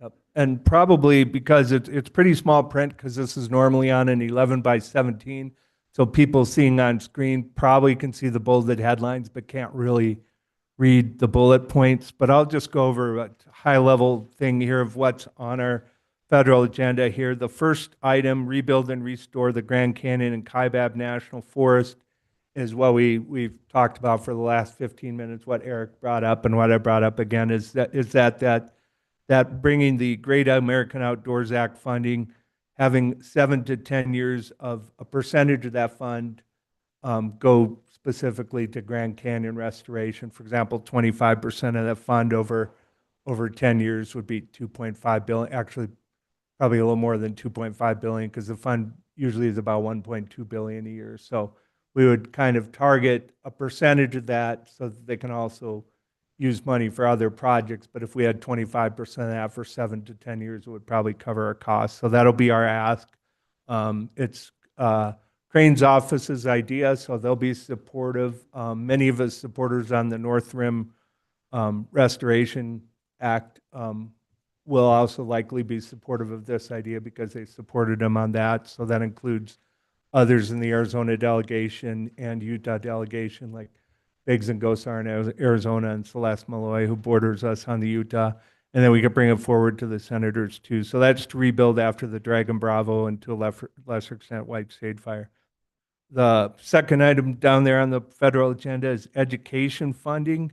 And we have 2 bullets on there that are really important. The first one is to support the reauthorization and full funding of the Secure Rural Schools program to provide fiscal stability to forested counties like ours and to the school districts that are dependent on federal forest reserves. And so Secure Rural Schools is a really critical source of funding for Coconino County. We're one of the biggest beneficiaries. We are the biggest one in the state of Arizona. We're the most dependent on that because what it is to offset lost timber revenues from historical norms and to pay for the money that, because we have so much money that's tied up in federal lands that isn't a property tax base. It's a way of bringing equity back to forested counties so that they can fund schools and other things. The second bullet under education funding is support impact aid funding for FY 27, which provide over $22 million to Coconino County schools. And impact aid is specific to schools that are on federal and tribal land, particularly tribal and military schools near military bases are the most impacted, and so it's very important to those schools. And we did get impact aid funded through February, but we're going to go and ask for it again for next year for FY '27. The next, Real quick, go ahead. Madam Chair and members, that's important because the Department of Education, if the Trump administration wants to eliminate that, impact aid would normally be in DOE, the Department of Education. So that'll get moved to Interior, but because it's got this move now, that makes it a little more vulnerable, right? And so otherwise, it's just sort of on repeat, happens every year in the appropriations process. We don't have to fight about it. Now's the time that we need to make sure to be drawing attention to that if we're going to move it to the Department of Interior with that program to make sure that it continues to be funded for our schools that are impacted.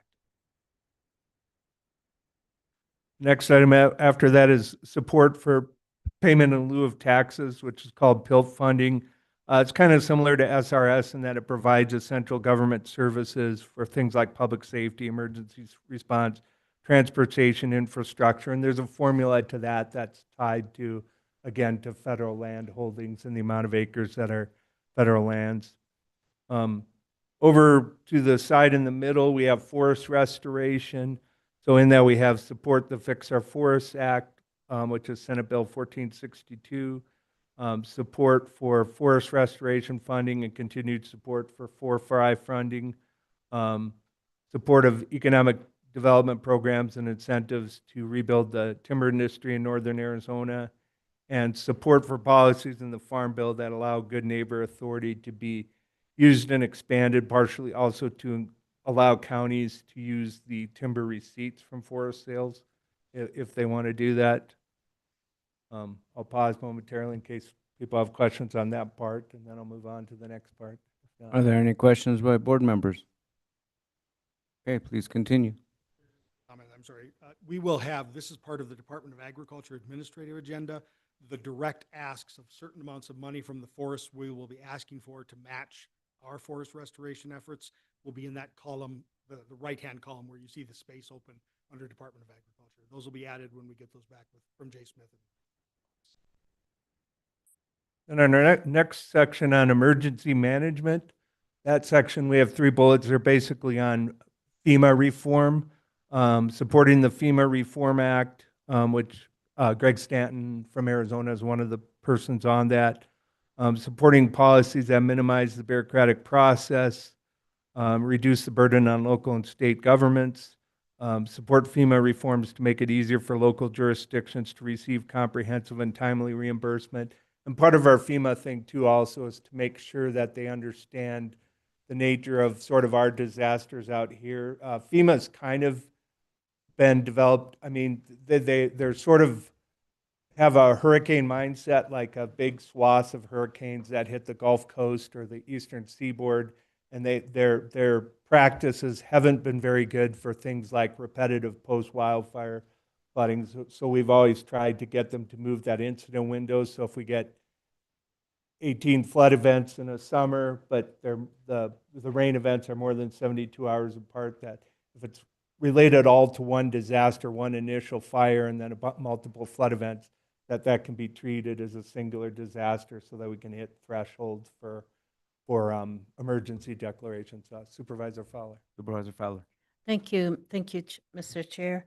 On the FEMA reform, the NACO's Disaster Reform Task Force, we've been very much advocating for the FEMA Reform Act, and it really does focus, takes FEMA away from these large, huge events of hurricane and tornadoes to more of the rural and western state issues. It's incorporated in there. So it's really important that we really address that. FEMA, the White House Council on FEMA has not been meeting. So because of that, there's been delay on this FEMA Reform Act. And the other is that we're still, so it's really important to just bring out and ask for the approval of the FEMA reform, and not to have it dismantled like it was being proposed, that we're not going to have FEMA anymore. So, and the other part of this is that grants that were done away with, they were those grants are very important to a lot of our regions, and that especially the rural counties. Thank you. And on FEMA, I should mention that one of the Arizona reps, Greg Stanton, is really heavily involved in that. And we're fortunate on Nexus, we have on our federal lobbying team, we have somebody that used to work for his office. So she's really good on FEMA stuff and transportation. I should mention on the Republican side, working with Stanton was Rep. Lamalfa from California. He passed away tragically this year, so that's unfortunate. But I think Representative Graves from Missouri is also very big in that issue, so he'll probably fill in that void in terms of the FEMA stuff. But that was an unfortunate loss in terms of in that space and in forest. On transportation, we have a couple bullets. The first one is support long-term surface transportation reauthorization to improve infrastructure and safety. This aligns with the National Association of Counties. It's made a really big priority. I know Vice Chair Vasquez is very involved in transportation at both the state and federal level, and this has always been a discussion, really important in the state level. How do we fund transportation in a state that hasn't really raised a dedicated source for it in over 30 years? And kind of the same problem at the federal level, trying to find a way to make sure that we don't have bridges crumbling, we don't have roads falling apart because we don't have a adequate funding for transportation. And I know a few times, there's been a few spectacular incidents in the past couple of decades, like the bridge that collapsed in Minnesota on an interstate highway. We can't have things like that. We have to make sure we're building transportation infrastructure. And the second part of that is support for reauthorization and sustained funding for programs that we use a lot in this county: federal lands access programs, FLAP, and central federal lands. When we get to the congressionally directed funding requests, one of those, or we do have projects that are kind of in those connected to those spaces, and we'll have asks in terms of the federal land access program. We have Lake Mary Road that would benefit from that. Any questions before I get to the last column, the congressionally directed spending? Are there any questions or comments by board members at this time? Okay, please continue. And then also when we go to our offices, and we may do this targeted, we'll like with all this stuff, we'll do what makes sense in each individual office. We're obviously not going to cover the whole agenda in every office, so we'll talk to people in the space that we have the best chance for success or in the areas that they're working on. But when we do get to the Senate offices in particular, I think we can bring up our 5 congressionally directed funding requests, and I'll go through them really quickly. We have the East Belmont traffic interchange. We have the digital transportation, or I'm sorry, transformation, pronounce that correctly, transformation, which is to digitize board records dating back to 1891. We have the countywide school safety and cybersecurity initiative.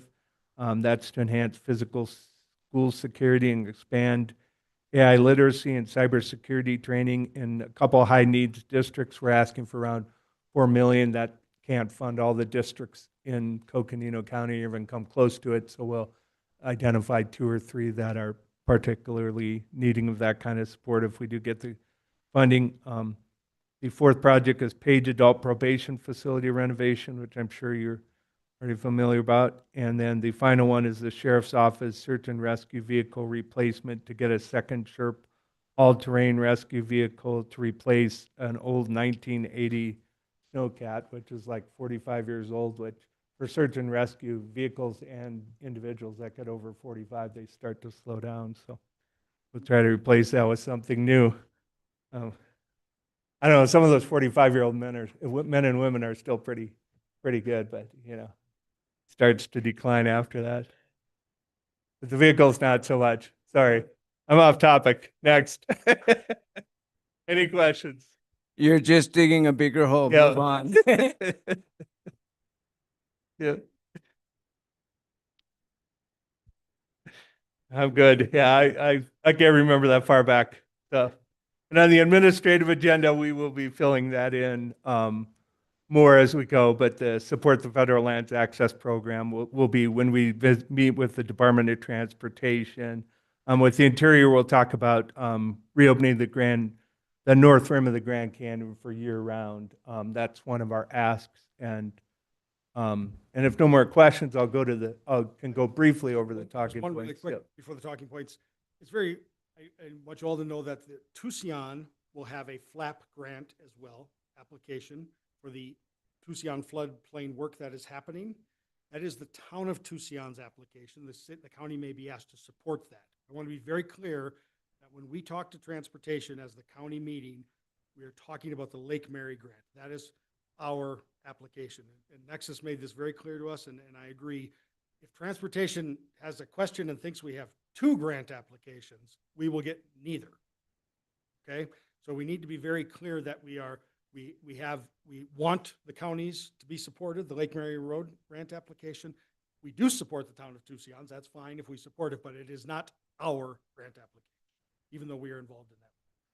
So then my question would be for those of us that end up being in that conversation with our congressional members or with the Department of Transportation, should we just avoid talking about the Tucson grant at all? That is my suggestion, and Nexus's as well, that we talk about ours alone. Tucson has been suggested to schedule a separate meeting if they certainly are not part of the county's meeting, but if they are in DC to make sure that they have their own meetings and such. And that as this is where we really get to district issues and bringing up a parochial district issue over the county issue. So if we really stick to what's on our sheet, that's the guidance that you'll have from government affairs, that we support we are asking for the county's application. We don't need to bring up Tucson's. That'll have a separate meeting scheduled. Great, thank you. Any other questions or comments at this time? Supervisor Begay. Yeah, thank you, Chair. Can you elaborate a little bit on the school safety and cybersecurity initiative? Sure. Superintendent Mango Paget has done a survey of our schools to find out what the safety and security needs are, those, both the physical and cybersecurity needs. I think she heard back from about 11 or 12 districts. It could be more by now. And then if we are approved for this congressionally directed funding, we will review those sort of needs and see what fits best with both the parameters of the funding bucket that we're requesting from and with the needs of the district, and see if we can make it fit so that we can take care of some of those concerns and beef up the security needs and protect our children in some of those schools. When Supervisor Begay, Director Begay, Supervisor Begay, excuse me, that on the 27th, I believe, there was only a small member of the section of the board here, but we approved the CDS funding request at that time. We do have that form, and if your office doesn't have it, we can get you a copy of what the superintendent submitted to us, and that'll be built into the talking points as well for those meetings with the senators. Okay. We do have a big issue, which is the MMI really murder indigenous thing that's going on. At what point, or what can we do as the county to try to start moving forward, to try to, address that? Because I know that it's so big. We're losing people are getting lost, people are missing, all of this, we got to really protect our constituents out there, plus especially our students and, the people that really need it. So I'm just kind of thinking, was looking for that in this anywhere within the county. So that's what I was looking at for. Did you say it was the missing and indigenous persons? Is that what you're saying? Mhm. Okay, I didn't hear you. Yeah. I agree. If there is something like that we want to add, if there's a federal request in that regard, we haven't seen it on Yeah. our federal agenda yet, but that's something that's the point of this conversation and Okay. coming back on the 17th again. If there's one of those things to add to an ask, we can certainly do so. Okay. And if it's not on the agenda for anything out there, then I think we need to probably start talking about it here at the county. I think it's very important. Thank you. Thank you. All right, And- thank you. Are there any other comments or questions at this time? Okay, please proceed. Next, I'll look at the talking points, and then we can look at the schedule. On the talking points, this is sort of a generic document that is for the federal delegation, but of course, what we'll do is for each individual meeting, we'll have a separate set of talking points. This will kind of form the basis of it. This was sort of done with Congressman Crane's office in mind, except some of the language in here, like he's obviously supporting his own, the North Rim Restoration Act is his bill, so we probably don't have to tell him to support that. We can thank him for doing it. What we would do is tell our senators to support it. And we've already had conversations with Gallego's office. We believe that they're likely to support it when it gets to the Senate. It did also, the North Rim Restoration Act did get through committee on a almost unanimous vote. So I think, or it was unanimous consent, I believe. So, yep. So I think it will have bipartisan support. But on the Grand Canyon restoration, we really have three parts to that we'll probably bring up to people. The first one is what we've already talked about, the Great American Outdoors Act funding and trying to get that funded every year to rebuild the Grand Canyon. The other parts of our ask, and we probably have more in the talking points than we need, but it's a use for your reference, is to support the North Rim Restoration Act. What that would do is authorize emergency contracting flexibilities for the National Park Service to move faster to rebuild it. And there's a lot of good reasons to do that in a situation like this. Preserve the historical and cultural assets of the region and to rebuild the stuff where it was as quickly as possible. And the third part of the Grand Canyon ask is to support year-round opening of the North Rim. We have an opportunity in this aftermath of this tragedy to reimagine the North Rim as a year-round destination. I shouldn't say reimagine because that discussion's been going on a long time, but it's an opportunity to say if we're going to rebuild it, we can do that now. If we're going to rebuild it, let's do it right and bring back people for that lost revenue. And do you have a question, Supervisor Fowler? Supervisor Fowler. Yes, I just want to add that, the year-round has been, Coconino County, we've been working on that for many years. We had NAU do a study. NAU did a great study, which if it was open 2 weeks on either side, on both sides, spring and fall, it would generate at the time over $14 million more. And this went all the way up to St. George and to San Juan County, Utah, and all of Coconino. It really benefited businesses, and then it generated more jobs. And because our residents are part-time workers in these tourism industry, it would lengthen out their time of work as well. That working a lot more and not being laid off so fast. So since then, we've been working to have this Grand Canyon North Rim open year-round. We've really led the charge on that with former Mayor Bill Diat from Page, and just really partnering, and of course Kane County really working together. And on January or June 2nd, we had a meeting, and we were all so excited. And we met at Jacob Lake, and the announcement was, hey, we'll be able to open 6 more weeks in 5 years from now. We thought that was the grandest announcement, and we were like, okay, well, that means we're gonna have to meet every single month. Okay, let's do it. Well, and then this happened just a month later, and it just like, all that just fills it out. So that's why we want to have it year-round opening. That's the consensus of all the meetings that we've been having. So just really want to just give a little background as to where we came from. Thank you. Yep. And then the rest of the agenda on this draft agenda or the rest of the talking points align pretty closely with the handout that you have. So I don't think, probably in the interest of time, I won't go over each one of them. We've already talked about them in the context of the handout. But what I will say is obviously when we meet with agencies and stuff, we'll have a different set of talking points. If we're going to go talk to FEMA, we're not going to, or, if we're talking on transportation, we're not going to spend as much time on the North Rim. We'll just cut to the chase of whatever the topic is. But for our federal delegation, for our reps and the other ones in Arizona. This will be the basic template, and then we'll make some tweaks to it if we need to for individual meetings. But if there's no more questions on that, I'll go to the schedule next. I just want to highlight, Madam Chair and members, Mr. Chair, excuse me, and members, my apologies. My apologies. That, I know we're in the interest of time and we have 6 minutes here. The schedule, talking points, as you review these, if there are things that you see you would like to understand better, have a little more data behind, a more localized experience, please just email Keith or Sean. We'll include them. And then as we turn to the schedule document, we'll make sure to be clear in there what our asks are going to be. So let's just say Representative Biggs, Supervisor Ontiveros, I know you're scheduled to be with Representative Biggs.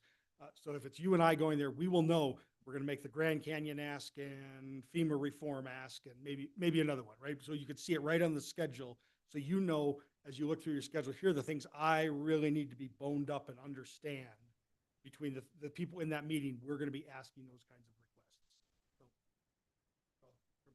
Yep, and I think that's pretty straightforward. So on the schedule, what we'll do is go with you and the district directors. I know some of you, we put names on the schedule, but not everybody's really had a chance to talk to us directly about what they want. So if you see your name somewhere that you don't want it to be, or you don't see it somewhere that you think it should be, that's fine. That's why we'll have discussions. So don't feel that whatever it says now, it's not necessarily locked in. That was just our best guess of where people should be. And we will also have, so the first night is the Thursday and Friday are pretty simple. There isn't much from our perspective that we have to do on Thursday. We will have the NACO Federal Fellowship reception for anybody who can make that. On Friday, there isn't much on the NACO agenda. We are in the process of probably having a few agency Hill visits on Friday.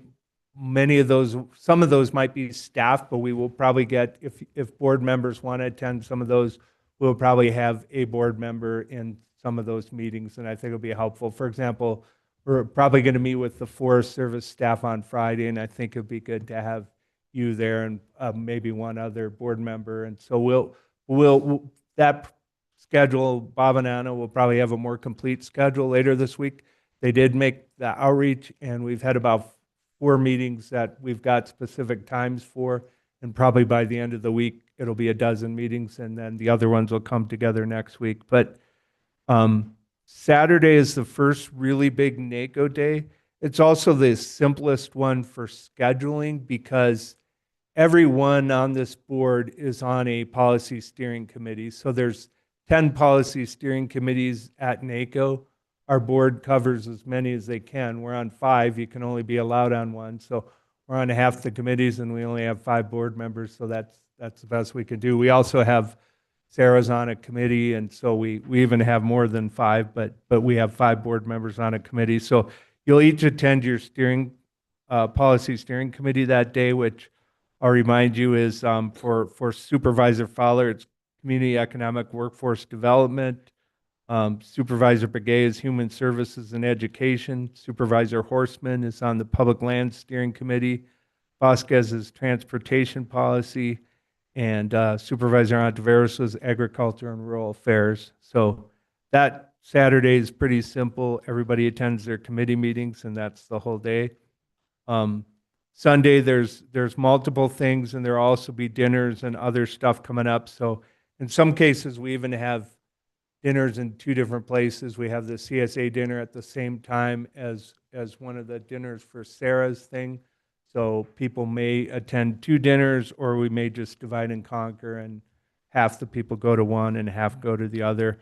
I don't think we'll go item by item here unless people want to, but just look this over in your spare time and see if you feel like you're in the right spots for Sunday. Same thing for Monday. And then we'll have Hill visits on Tuesday and Wednesday. I think one important thing to note is Tuesday is the State of the Union address. So we'll try to get off the Hill before 2 or 3 in the afternoon because traffic will be crazy. The other thing is Nexus is going to space the meetings out on, well, we're not going to have very many meetings on Tuesday, but if we have 2 or 3, we'll make sure they're far enough apart because security will probably be there'll be more people in the Capitol, and security will probably be beefed up, so it'll take longer to get through the security access areas probably. So we're trying to limit the meetings on Tuesday and do more of them on Wednesday, but just something for awareness. State of the Union isn't until like 8 p.m., so it won't be a big problem for morning meetings, but if we get meetings into the afternoon, it could start impeding our ability to get around and slow us down getting back to the hotel. But we're aware of it, so we're going to try to make sure that we don't create issues there. And then Wednesday will probably be the heaviest day in terms of hill visits, and we will divide people up. We'll try to make it easy so that everybody can get around. I know not everybody's super mobile and quick like our lobbyists, so we've asked this year to try to not have meetings that are like pushed right together. And if we do have meetings close together, this initial list of who's going to be where is sort of tentative, but if we get stuff where what we're going to avoid doing is having somebody who has a meeting here and another one a half hour later. What we'll do is switch up who's going to be there so that we're not rushing around the Cannon building trying to get into elevators to rush to meeting, because our conversations aren't as good when we're in a hurry either. We don't want to be in a hurry to leave, and we don't want to be late. So we're going to try to mitigate that as much as possible. We have five board members, so we can shuffle people around. Well, we can have no more than 2 in any meeting because we won't have a quorum, but in some cases, if it makes us more mobile, we could do 2, 1, and 1. We don't have to have 2 in every meeting, so we'll make it work. Or yeah, I guess we'll have 4 because Supervisor Fowler will miss the Hill visits because of her schedule. So we'll have plenty of flexibility with 4 board members. We can get all the coverage we need, but also make sure that you guys aren't running ragged. Just wanted to briefly hop in regarding the senators. We expect that they'll have their traditional morning breakfast with the Arizona whole delegation, both of them together. We have asked for separate meetings, and so far we have been indicated the offices will grant them. So we're going to try to split the board, the 4 of you that will be there, 2 and 2. So we won't violate our quorum issues, but also, just so you have an understanding, will not be the full county delegation with both senators, just simply because of that. And then as we look at the other schedule, certainly we have sort of an expectation, sort of where people will be sort of based on your policy goals and some of your priorities and such. But also, depending on scheduling, we may have to say to you, pick one of these 2, and then we have to fill in the other one because of where scheduling will work out. And then we do have some committee meetings scheduled, committee staff, so natural resources staff, like I referenced, agricultural committee and such. Those, as you're available, you'll be scheduled for. On Thursday, I will be staying on the 26th to sort of take the cleanup and mop up of meetings for the county agenda with the Nexus team. So if there are any meetings, depending on your flight schedules and such that you can get to, we'll schedule you. But we will make sure that our entire list of meetings that we want to have are being fulfilled, and staff will clean up any of those that couldn't get scheduled during the time that you're. And I did want to say one more thing. Sean Johnson has done a ton of work on these documents. I'm not the best person with Excel files and stuff. I have sort of Gen X fingers when it comes to computers. So I did want to acknowledge some of the work that he's done to put it together, not just the technical stuff, but some of the thought processes too. So, but at that point, I'll entertain any other questions if there are any, or comments. Do we have any other questions or comments at this time? No, I think we're good. So thank you. And if you do have any questions or comments or additional talking points you like, as was mentioned earlier, please reach out to Keith or Sean so that we can finalize our plan before we head to DC. So thank you. And with that, unless there's nothing else that we need to do for the good of the order, we are now breaking for lunch. Thank you, everyone.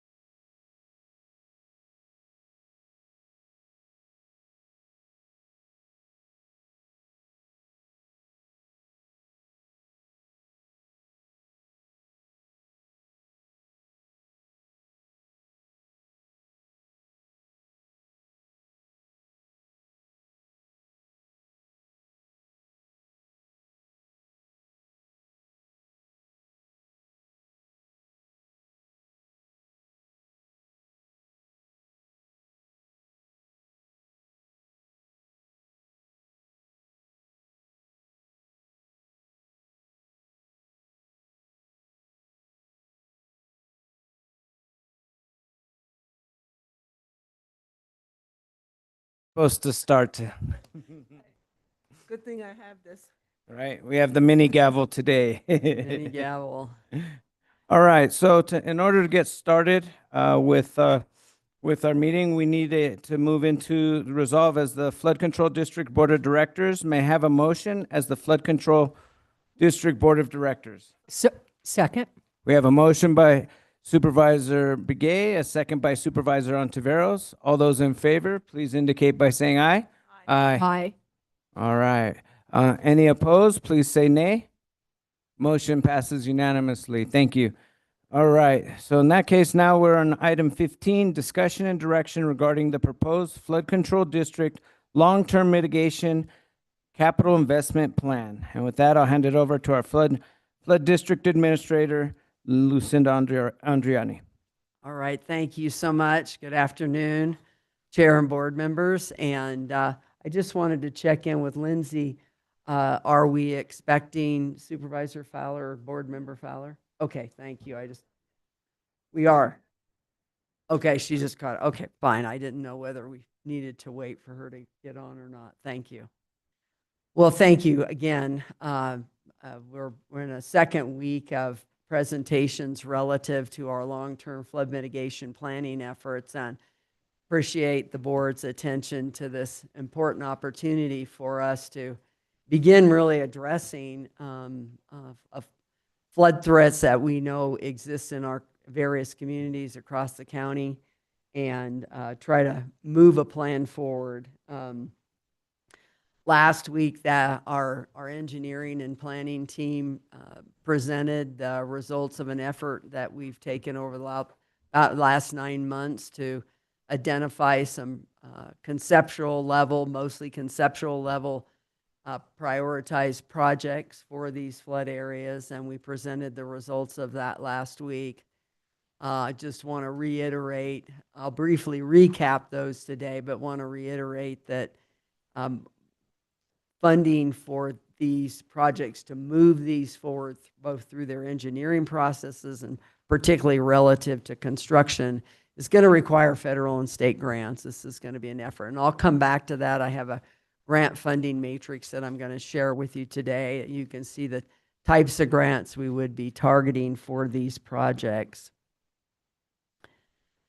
Today, I'm looking for direction from the board on the long-term capital plan, and specifically related to some initial investments that I'm recommending and the team is recommending. The way that this would work today, I'm really looking for direction relative to those potential investments, and then would come back. This is not an action meeting, or I'm not looking for an actual approval, but coming back for formal consideration and possible approval on the 17th. So that's how it would work today. You'll give me direction, and then based on that, we'll influence if I come back on the 17th or not, or if so, with what, if you're comfortable with what is proposed. You'll also see that in one of the spreadsheets here that we identify the potential recommended investments over the next several years. The ones for future years will be addressed through our budget process, which is coming soon. We know, I believe we meet on March 5th with the county manager and CFO and their teams. And then I believe we meet with the board. I think it's in the latter part of April. So we'll be looking at those future investments for fiscal year 27 next year, and then the following year. And we'll have a 10-year plan that will identify what we're looking at for those investments. And not only the long-term flood mitigation investments, but also forest restoration, although this presentation does provide information on what's recommended and being proposed relative to those investments as well for both this year and future years. Okay, there we go. Oop, go back here. So just to quickly kind of recap here, did I lose? Okay, I want to make sure I'm on the right slide here. Sorry. This is in your, it says handout, but it's actually in your packet. I think hopefully you can read this And this, again, you saw these results last week of the project scoring and ranking. And we went through, of course, last week, the criteria, how those were established and then applied to these projects that have been identified in the 5 FEMA floodplain areas that are the focus of this effort. And you can see that, how they were ranked. Going to the next slide here, I wanted to share today with you, we call this the project status matrix because it not only identifies the estimated cost for what it's going to take to move forward. And I want to caution you on the costs. These are estimates. And I think relative to the initial preliminary phases of engineering, we're in a good ballpark there.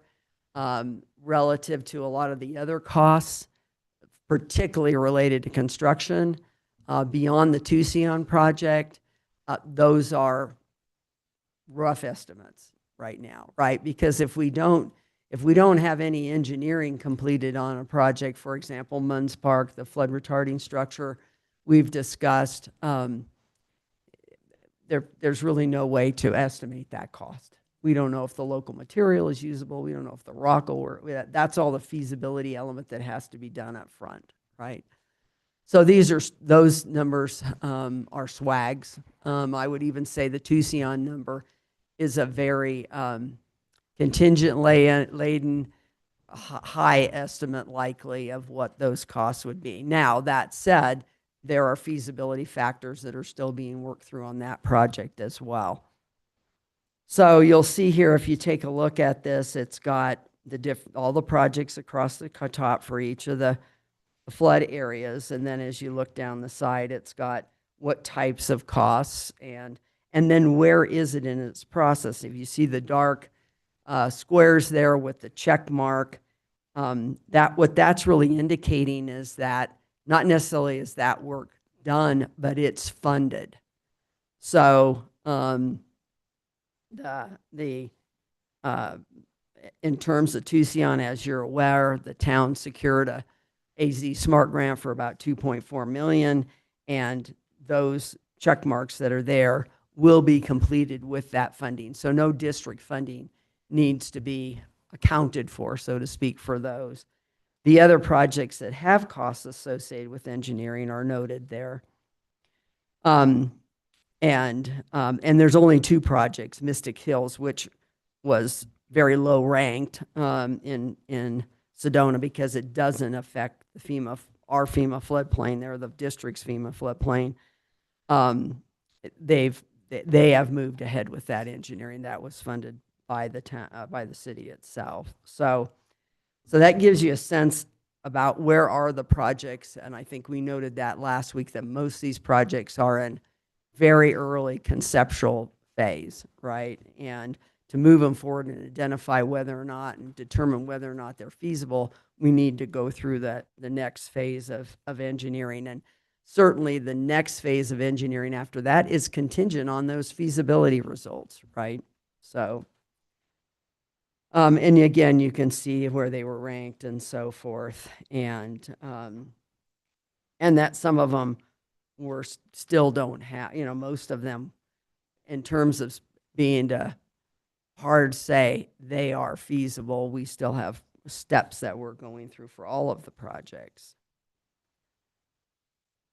So moving on, I think, the results of that process identified, as we discussed last week, that the Tucson Flood Mitigation Project, which is we've titled Ensuring Visitor Access. It's actually Ensuring Grand Canyon National Park Visitor Access. I got that backwards. Is further advanced in its process because we have done some level of engineering. The Drainage Master Plan, which was phase 1 of that effort, is completed. And now we're working through and are actually collecting the data to do the in-depth feasibility studies and moving forward with the environmental work as well with the Forest Service. So, but again, that funding is there.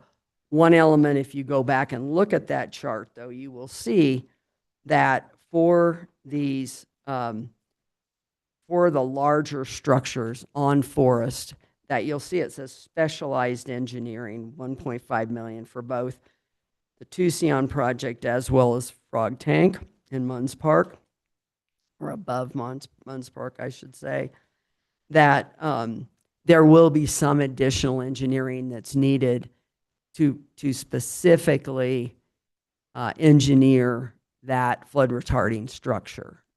And that takes a very specialized engineer that does structural engineering for those types of projects. For Tucson, we've identified the individual that we would like to work with on that.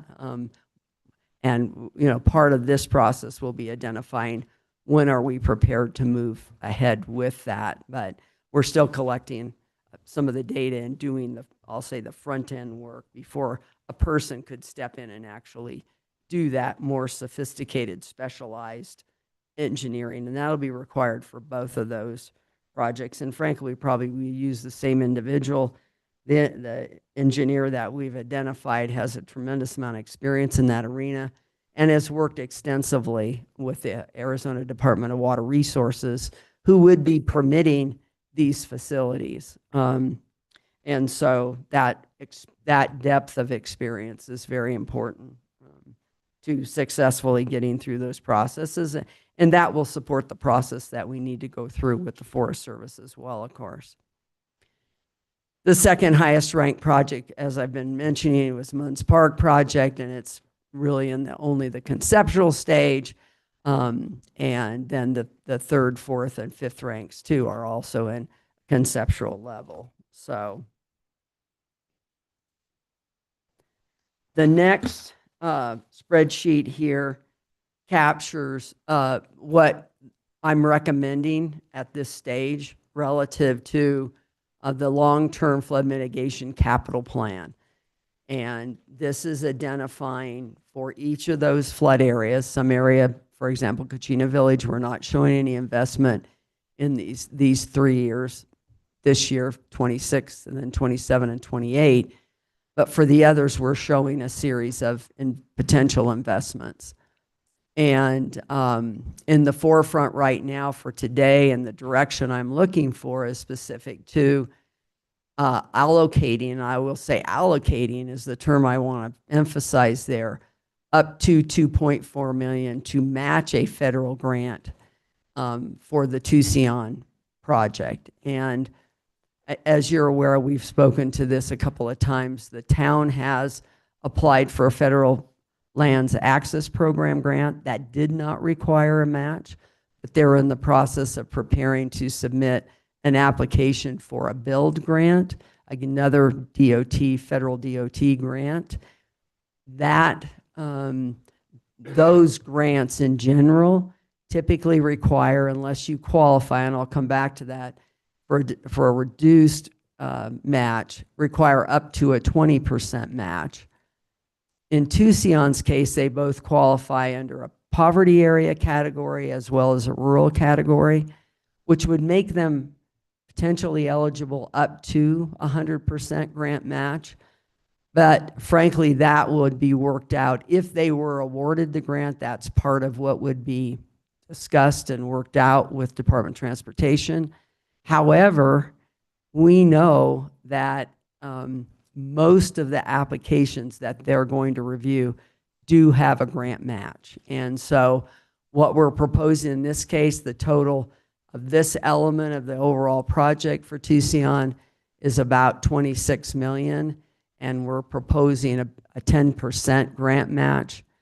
The town of Tucson will be considering next Tuesday, the 10th, both putting the grant, there's been a lot of conversation with the council, of course, about council members about between their town manager and pursuing this grant. They're well aware of that's taking place. They will give final approval to submit that grant application, and they're going to consider a $200,000 grant match to this as well, which again then would get us to $2.6 million, which is a little over 10%. This project cost is just about $26 million. And the project specifically that was applied for FLAP and for build will be the flood retarding structure, as well as the 2 detention basins upstream of the town. And those actually, particularly the major flood retarding structure, at the 25-year storm, reduced the flow overtopping the highway by 78%. At a 10-year storm, 96%. So these measures will have a pretty significant impact. Won't reach that 25-year standard that we're targeting for ADOT, but if we don't have, much like Munns Park and these other areas, Fort Valley as well, if we don't have the on-forest upstream measures to detain and slow down the release of that water, there really isn't the capacity downstream, either the area or the level of flood mitigation you would need would frankly overwhelm the town, and you could not mitigate downstream, and that will be similarly the case in Munns Park. So that these on-forest measures, I will add that yesterday I had a meeting with our forest supervisor here on the Coconino National Forest there in Mayville, and I told him that we're in this process and that I wanted to sit down with he and Matt McGrath, the forest ranger, district ranger, soon to talk through this and where we're going and share the information that we're developing. Of course, you already know we've been working for several months now with the KIBAB and having great experience there working with them. They've been really cooperative and very responsive and have provided to the FLAP grant, and I haven't talked to them yet, but I'm assuming they will also supply a support letter, and they did there's a specific form for FLAP, but both the Grand Canyon National Park and the Forest Service provided those support forms for that grant and are supplying support letters for build as well. So you can see those are the proposed investments for this fiscal year. And then I've got proposed investments in the future 2 years. Important to look at the assumptions that are down below. Again, I emphasize that these costs are rough costs, particularly relative to the construction costs. And that goes back to the other form, other spreadsheet. District is assuming the following, and I pick up some of the key caveats relative to the assumptions made relative to Tucson, Munns Park, Sedona, Fort Valley, Kachina, and important to note those as well. And again, that 2.4 million is to match the grant for Munns Park. The 300,000 is to conduct that feasibility level engineering. And we actually have the funding in a line item this year that can support that work, and it would allow us to jumpstart that before the next fiscal year to be able to initiate that work now and get the various technical studies and stuff scheduled. Yes. Yes, I have more of a comment than a question, and just so what I'm seeing here is this is monies that we have for the flood control district available for projects, but based on the investment that's showing on the project status matrix, it's really only about 10% of what we need to be able to complete these projects, and that's where we need to go for these grants. Is that accurate? Correct. And this is to hopefully launch an initial construction grant through Department of Transportation, right, with Tucson. If they're awarded, this is all contingent. It's extremely unlikely that we would spend $1 of the 2.4 million in this fiscal year, because you have to go through the award process. Then you have to go through the grant agreement process. We know on Protect that took almost 3 years. That I would expect that will take several months. And then once you've gone through that, then you got to initiate your process. So we're probably quite a few months off and a grant award actually committing any dollars, right? But it's important to be able to articulate in the grant application that there is funding available for a grant, right? That definitely will influence our competitiveness. relative to Munns Park, we're not in a grant process. But you'll note on Munns Park that the plan is to also apply to the Department of the Arizona Department of Transportation, State Transportation Board, much like we did, or much like the town did for Tucson, but much like we did for Protect as well, to secure a grant that would help fund the remaining engineering for Munns Park. And they do have some funding remaining in their county's fund right now. But it may be that we have to actually wait for the next cycle, which would be July 1st. And I know there's you've been a real key part of articulating the need for funding the AZ Smart. There's been a lot of effort. That's a program that's highly valued across the state.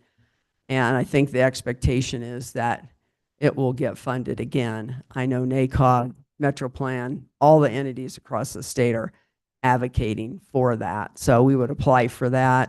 I think, again, because of the impacts to I-17, we would be very competitive for that engineering grant.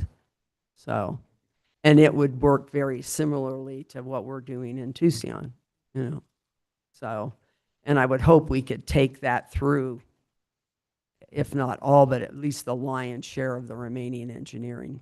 So, and we may well have to match that, right? So that's part of what we'll need to work out. So, but at least we can get the feasibility. Frankly, it's probably better that we wait, that we've done the feasibility. If we can go to them and say we've done the initial feasibility and we're ready to move to the next level of engineering, I think we would be extremely competitive. Great, thank you. Are there any other questions at this time? Supervisor Ontiveros. Thank you, Vice Chair. Just one. So when I'm looking at this, so you've got the Tucson and Munns Park, your recommended 1 and 2 based on the project prioritization. It goes through 2028. So after 2028, is there going to be a shift in the funds? Like how long out is Tucson going to need the lion's share of the funding? I would expect that, there's going to be, if you look at the overall project cost right now, estimated at, 50 to 60 million, that, that's going to be over multiple years, right? And it's going to be it has to be a phased project, right? So there will be, investment needs along the way. But I think that the opportunity to balance that out and invest in Munns Park and the other areas as well there'll be an opportunity to do that, right? Because likely the next phase that we will focus on is starting at the wastewater treatment plant going upstream. Because from a technical perspective, that's the best technical approach, that you start downstream and move upstream. You're not then creating downstream adverse impacts as you do that. If we just throw a couple of pipes underneath the highway and say, oh, we're all good, that just creates more of a flooding issue for the hotels downstream, the plant, the residences that are downstream. So you really need to work your way upstream. So we'll be focusing on those grant opportunities next. Whereas for Munns Park, we're going to probably focus a lot on DOT and ADOT grants in the first phase to get through that engineering and start applying for grants, right? Okay, so in Munns Park, if we talk about Tucson and Tucson is an incorporated city. Have they put forth what they're willing to invest? I know you mentioned 200,000. Yeah, they have put in, and they're matching the AZ Smart grant that they have now. They have put in he's going to present to them on the 10th, committing the 200,000. They're meeting on the 24th for their budget, process, to initiate their budget process for fiscal year 27 on the 24th of February. And that is going to be a key portion of the discussion. There's been a lot of discussion, even at the council meetings, there has been discussion about they've got to plan for these investments, but neither the district nor the town have enough money to fund all of this. And Right. nor does the district have enough money to fund Munns Park. Oh, I know, know. But so- Munns Park only has the district to fund it. Right. In addition, whereas the Right. city of Tucson has that additional revenue. So if I'm understanding this correctly, we're saying we'll do 2.4 million and you can do 200,000. For this for this single grant. For this single grant, right? Okay.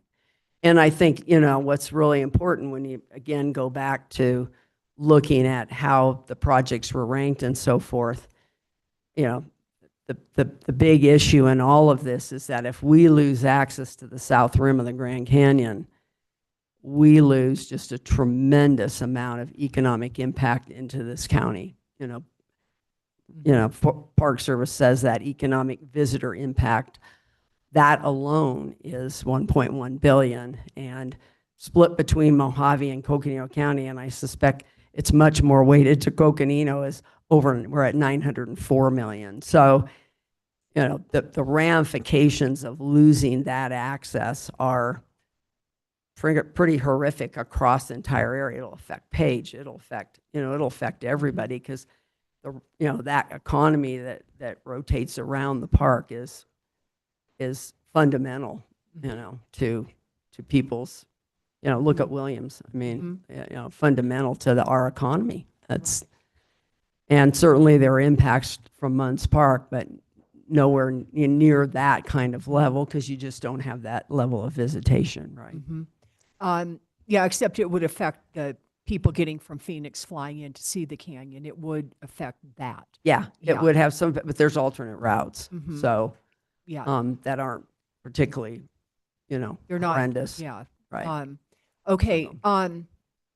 What was my other question? Have you gotten back the NAU economic? Institute I've gotten a report? preliminary study, and we definitely need to do some work on it, but we're working on that. But the impacts are significant in all the areas. I mean, frankly, the impact of Oak Creek is the most impactful, because between property value and visitor. Because in Tucson, you don't have much property value. I mean, you have a lot of property value for a very small community, right? Very small number of private property.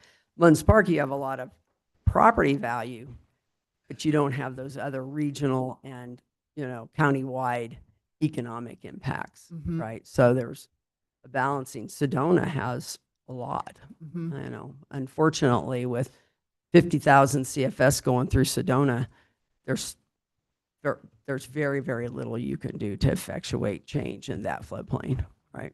When do you expect to have that economic impact report? I hope within the next month. I mean, it's really, that we need to go back through it. And I've got another engineering team that's helping us do the benefit cost analysis for Tucson, is also looking at that, because they're using pieces of that data. And so they'll be helpful in looking at that, and what, is there ways that, because a lot of it is really trying to determine what is the actual effect. And they just did find a study that was done on Yellowstone when they had the big flooding events up there that closed. I think it was at least one, if not two, of their entry points. They have 4 entries. And there's some, so I haven't seen they saw it, so they're running that down and going to get that and see if we can use that, if there's any beneficial information out of that about how did they assess those impacts over the time frame it took to reconstruct those access points. So it was the north access. In fact, I was up there when that happened the one year. So, And then remind me, what type of flood event hit Tucson? Was it 25-year? no, about a 10-year. It was a 10-year. Okay. It's about a 10-year. Okay. All right. Yeah. And so you don't think we'll have that economic report by the 17th?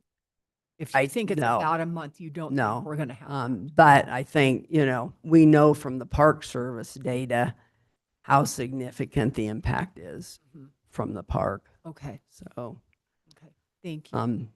yeah, that's been pretty much, and that's something they do that study every year. So there's been a routine process that they've used on that. So it's a pretty standard go-to piece of work that they do every year. So, so this then it covers that capital plan, and then what I wanted to share next, and this slide just outlines those investments, which I just basically went through, that you can see. That's the sequencing, and this is the last sequence of 28. And a lot of dynamics can influence this, right? A lot of dynamics can influence this. What if we have another fire and we get into post-wildfire flooding? A lot of what ifs, right? And reductions in revenues can affect it. A lot of issues can affect it. So I also wanted to share, we've put together, this is just a snapshot of the Tucson piece, but on at your dais there, at your seats, I passed out the full grant program, which identifies what grants, what potential grants are we both potentially eligible for, and ones that focus on these types of flood, control district efforts. And so wanted you to see that we're identifying this. I haven't yet. My plan is to send this over to Tracy Sutton with Nexus. Tracy, having worked with Representative Stanton, has a very, very good understanding of infrastructure grants in particular, and the agencies that fund those. And so I'm going to ask her to look at it and help fill in others that she may be aware of, or even if it isn't the actual agency, like what are the grant programs? Are there other grant programs that I didn't identify in this list? So, but there are a number, and they all have a little bit different focus. But I think we do have the opportunity, both in Tucson and Munns Park, the whole relationship with the sanitary district there and their wastewater treatment plants. Tucson, it's also very importantly reclaimed water, which is huge for Tucson. They supply upward of 85% of the water in the summer. So now, I know last week I brought up too that, I would expect that the board wants to be able to continue. That will obviously, this last budget year, we budgeted a significant amount. I think we actually budgeted, what, Sean, 5 million in forest restoration, we're at 5.2 million this last year.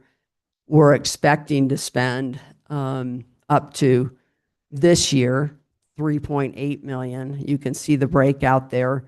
300,000 for the initial project with the Nature Conservancy on Bill Williams Mountain, and then Upper Rio. We're waiting on both of these. We should be getting an agreement back from TNC to move forward with that project. And then also the Upper Rio, this is actually a project in direct relationship. We're working directly with the Forest Service, and that money would be contributed toward the LaRue East project, LaRue being one of the key areas that was identified in the post-wildfire flood study, that pre-fire, post-wildfire flood study as being a high priority. And then you can see what we're expecting to expend, and I'll say that historically and rightly so, Siri said, we've been budgeting a lot of money and then having challenges with actually getting projects to move forward. I think we're getting very close to having dealt with that. Part of that was the issue that we had with Bill Williams and the National Forest Foundation. Now, and then also, frankly, with Upper Rio, was waiting. The Forest Service had processes they had to go through. And now, as you can see, if you drive out there, they're doing a tremendous amount of work.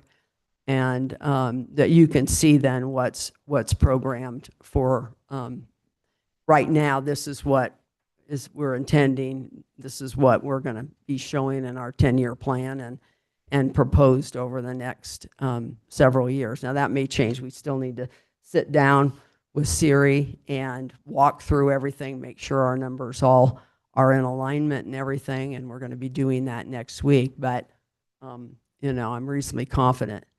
One thing though that I want to share is that, Hold on, before you sure, move you on, bet. just Go a ahead.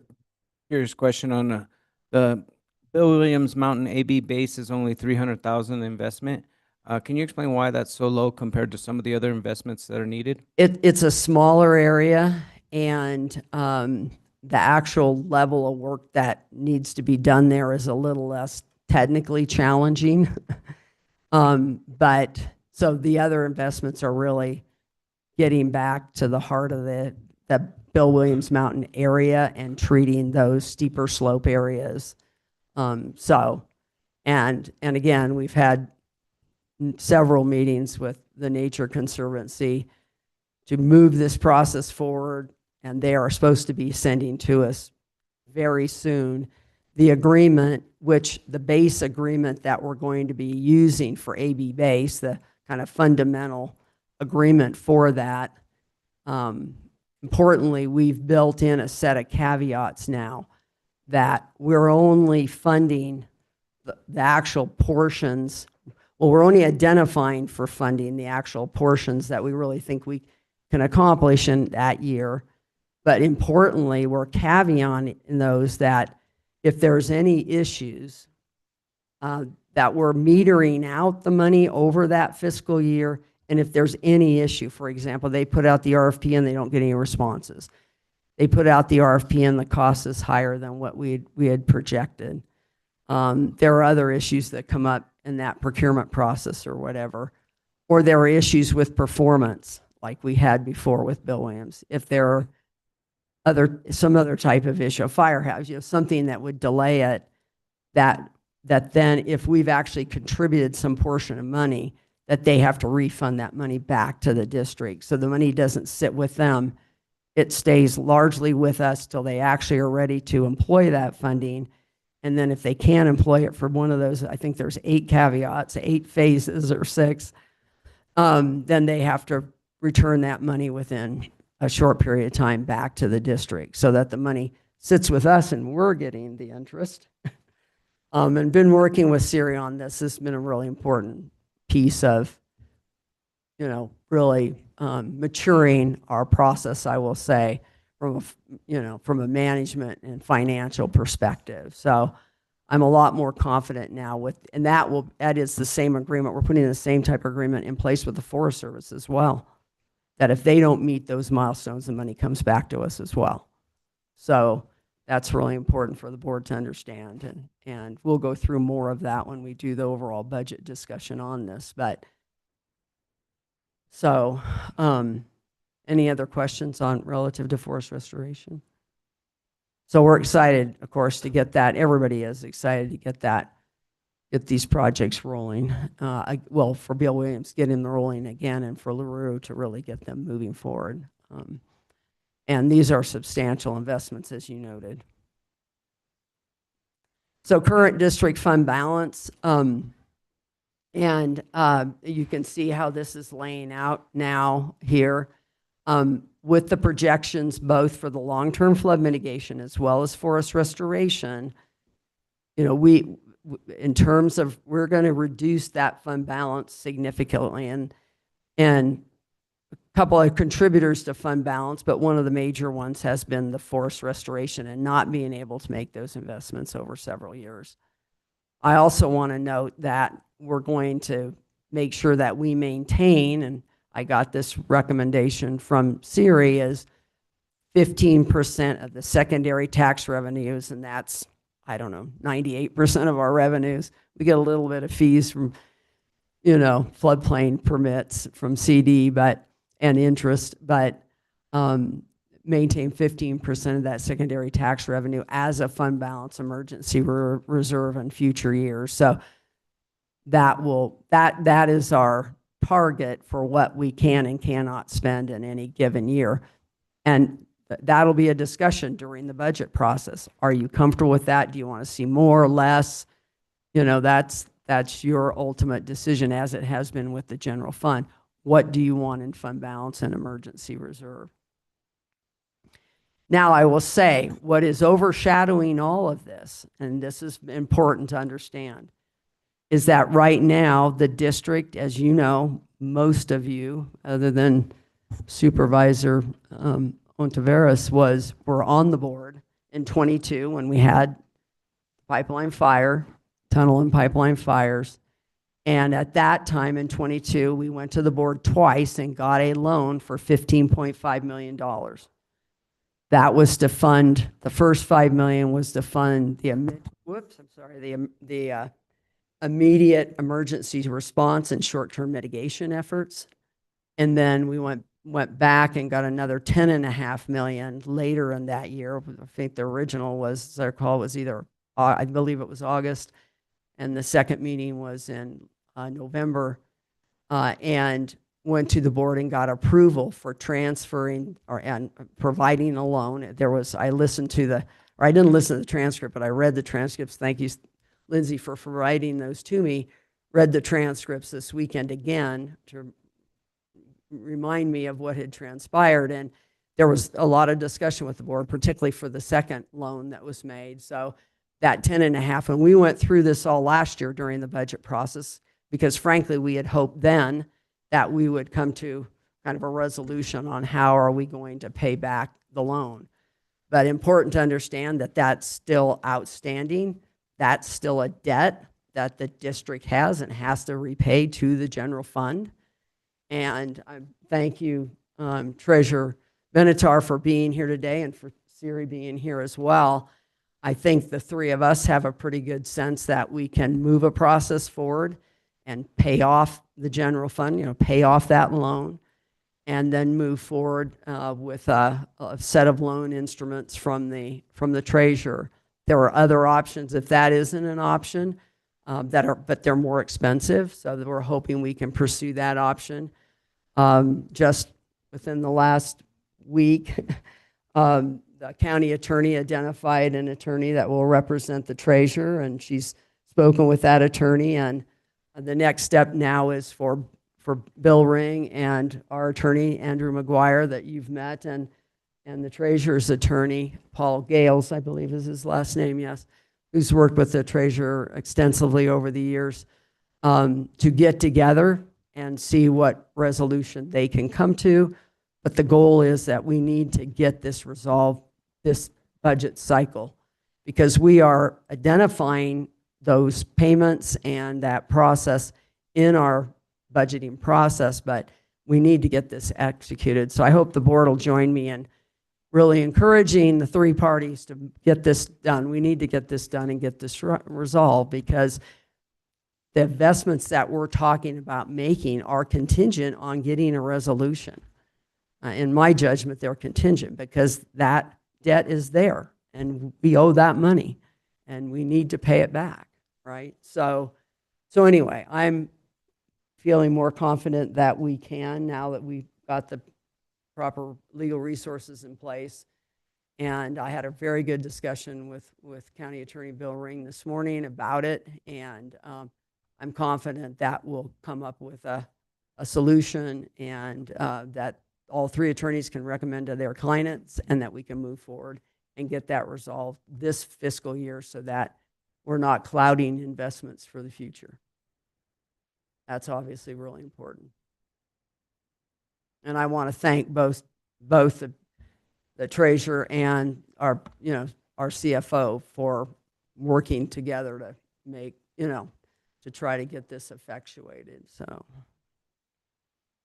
So this is what I had to present today. I'm, of course, happy to answer any other questions and your comments. And yeah, isn't it pretty? Yeah. That's our post-monsoon and what we haven't seen in a while. But hopefully we're going to have a monsoon this year, particularly if we don't have a winter. We got to have a monsoon. By the way, yesterday, the National Weather Service put out their fire prediction. Of course, somewhat mixed messages, but if we don't get any real moisture, it's not going to be good. Thank you. Supervisor Ontiveros. Okay, so I know I keep saying this, but it is true. I'm still somewhat new, okay? Sure. And so it's going back to the amount the county is willing to put into the grant match in Tucson of 2.4 million versus Tucson putting in 200,000. That seems like a huge amount to me between one or the other.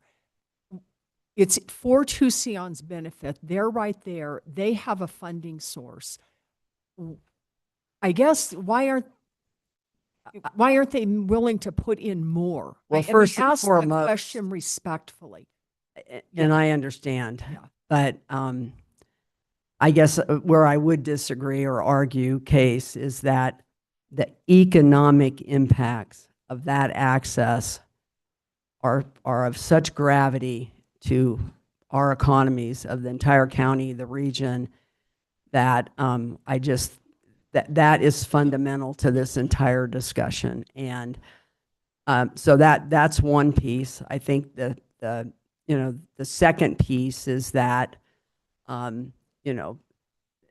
they have limited revenues, and but there are other options they can be looking at. And from my individual discussions with the council members, there is interest in looking at all their options in terms. So I think this is an initial, but I think as we move through the rest of the engineering process and start to look at other grants, you're going to see them put a more robust effort together to come up with a match and more of the match. But this project is really fundamental to the county and the district as well. This is very, very high risk for all of us and will influence everything. So yeah, I mean, and as we move forward, I think, if you look at, they probably are going to have to mount, if you look at 50 to 60 million, you got to come up with 6 million, let's say, grant match over the time frame, roughly, maybe more, maybe less. Some grants are less, some are more, right? Some they may get a waiver altogether, who knows, right? Yeah, we're looking at a combination of both the district and the town, which we've said all along, but I think you'll see the town, adapt and work with us to try to accomplish that. And there have been a number of statements that council members have made on the record saying, we're going to have to step in and really support this effort financially. They get it. They understand that. And, I think that's true. But I also think we do have a very unique opportunity in that situation to get federal grants because of the economic implications, right? I think for the other areas, it's going to be more challenging, just because there isn't that dominating economic impact. So, I mean, the ripple effects to this go to Las Vegas, Salt Lake City, LA, Albuquerque, Phoenix, right? It's a very broad regional impact. Third most visited park in the country. So, and now that we lost North Rim, that has clouded their economic situation too, right? Supervisor Fowler. Yes, I was just going to add that, this project is even more important now just because of the fire that has happened on the North Rim. And juggling all these disasters or just the impact from these fires and floods, it's just a big juggle that we're doing. And how do we address all of them at the same time? That's right. But Right. separately at the same time also, Right. because some are grants and some are not. And so at the federal level, we're going to be going back, and I think you're going to be joining us Yes. to DC to do advocacy. I just want to make sure that all of the advocacy, like with the grants or any other of these programs, that they were gonna be cut or they were cut, do we need to add to any of our agenda items, the federal, what, I know we have it, our outline, I know you all been meeting, but, because there's so many projects, and I want to make sure that we're all covering everything that we need to cover and make sure it's part of our talking points at the same time, because Absolutely. one impacts the other. Absolutely. It's our whole county that is completely impacted by these events. Never, ever did we ever thought that North Rim would ever be caught on fire, and it was never in the equation. And here it happens. Mhm. I mean, even with Bill Williams Mountain, we weren't thinking about that way Right, back right, then. till we had the And study then done. it's like, then the what is it, LIDAR? LiDAR. That instrument came out, and it's like, holy smokes, look what is before us. It really revealed a lot. Mhm. So, yeah, as times change, I'm just wondering, I want to make sure too that we have all the background and talking points that we need to move forward there while we're there. Thank you. Mr. Chair, if I can, just briefly to respond to the government affairs side, I think Administrator Andriani can certainly hop in, but I don't believe that. So yes, I agree. All the background, we need to be supportive of these things. As of yet, in the shifting landscape of the federal resources and such, I have not seen the build or protects and some of the grants that have been mentioned here in relation to these projects be on the list of grant programs to eliminate. I think that what you'll see between administrations, and certainly with this administration, is the change of what kind of project and who is asking for that. Sort of becomes much more of an impulse than just a standard set of criteria that we've seen in other administrations. So I think that's important that we've noted it, and we'll make sure our agenda, our talking points agrees with, supports those programs, and that we can have these kinds of operations. I don't think there's a direct threat, but there is that political and that cultural, the implication of a culture values mindset into some of those grant programs that at times we'll have to be mindful of. Yeah, Mr. Chair, it's language that are being changed, just a word here, a word there, and it's just like, I don't like this word, so let's replace it with, it has great implications out here. Mhm. And we have to figure out, is this really what it's asking us to do? Is this how we write it? Those are things that I think we can bring those to light while we're there, especially with our own congressional delegations that are very supportive of what we're doing. So anyway, I know you're all looking at it, but I just have to just bring it out again. I know, like the Farm Bill is really important because we have, the Good Neighbor Authority in there. We also have. And funding for the Forest Service, which Funding is critical. all in there. Those are things, we don't have supporting the Farm Bill on our list right now, but I think those, it is on there, okay. But those are things that we need to be really mindful where they're tucked away also. So anyway. We had a thank you. meeting, Andy called this just Monday morning, and to talk through with Anna and Bob and Tracy, and Eric, of course, was part of that, Keith, Andy, and talk through, okay, where are these different grants and so forth. And it is interesting. We are seeing Army Corps just released their notice of funding intent, that what they called NOFOs. And we're understanding that more grants are going to be released. I think we do see some language. I think we'll see some language change. I don't believe there was much change at all to flap or build. Those have been pretty long-term, they've changed the overall name and acronym, went from raise to build, but the grants themselves haven't changed much. And ditto the Army Corps, EPA looks very similar. So, well, that's part of what we have to traverse, right? But we'll be prepared. I think right now, one of the major threats is that within the Forest Service budget, we are very concerned about a reduction in funding for hazardous fuels reduction.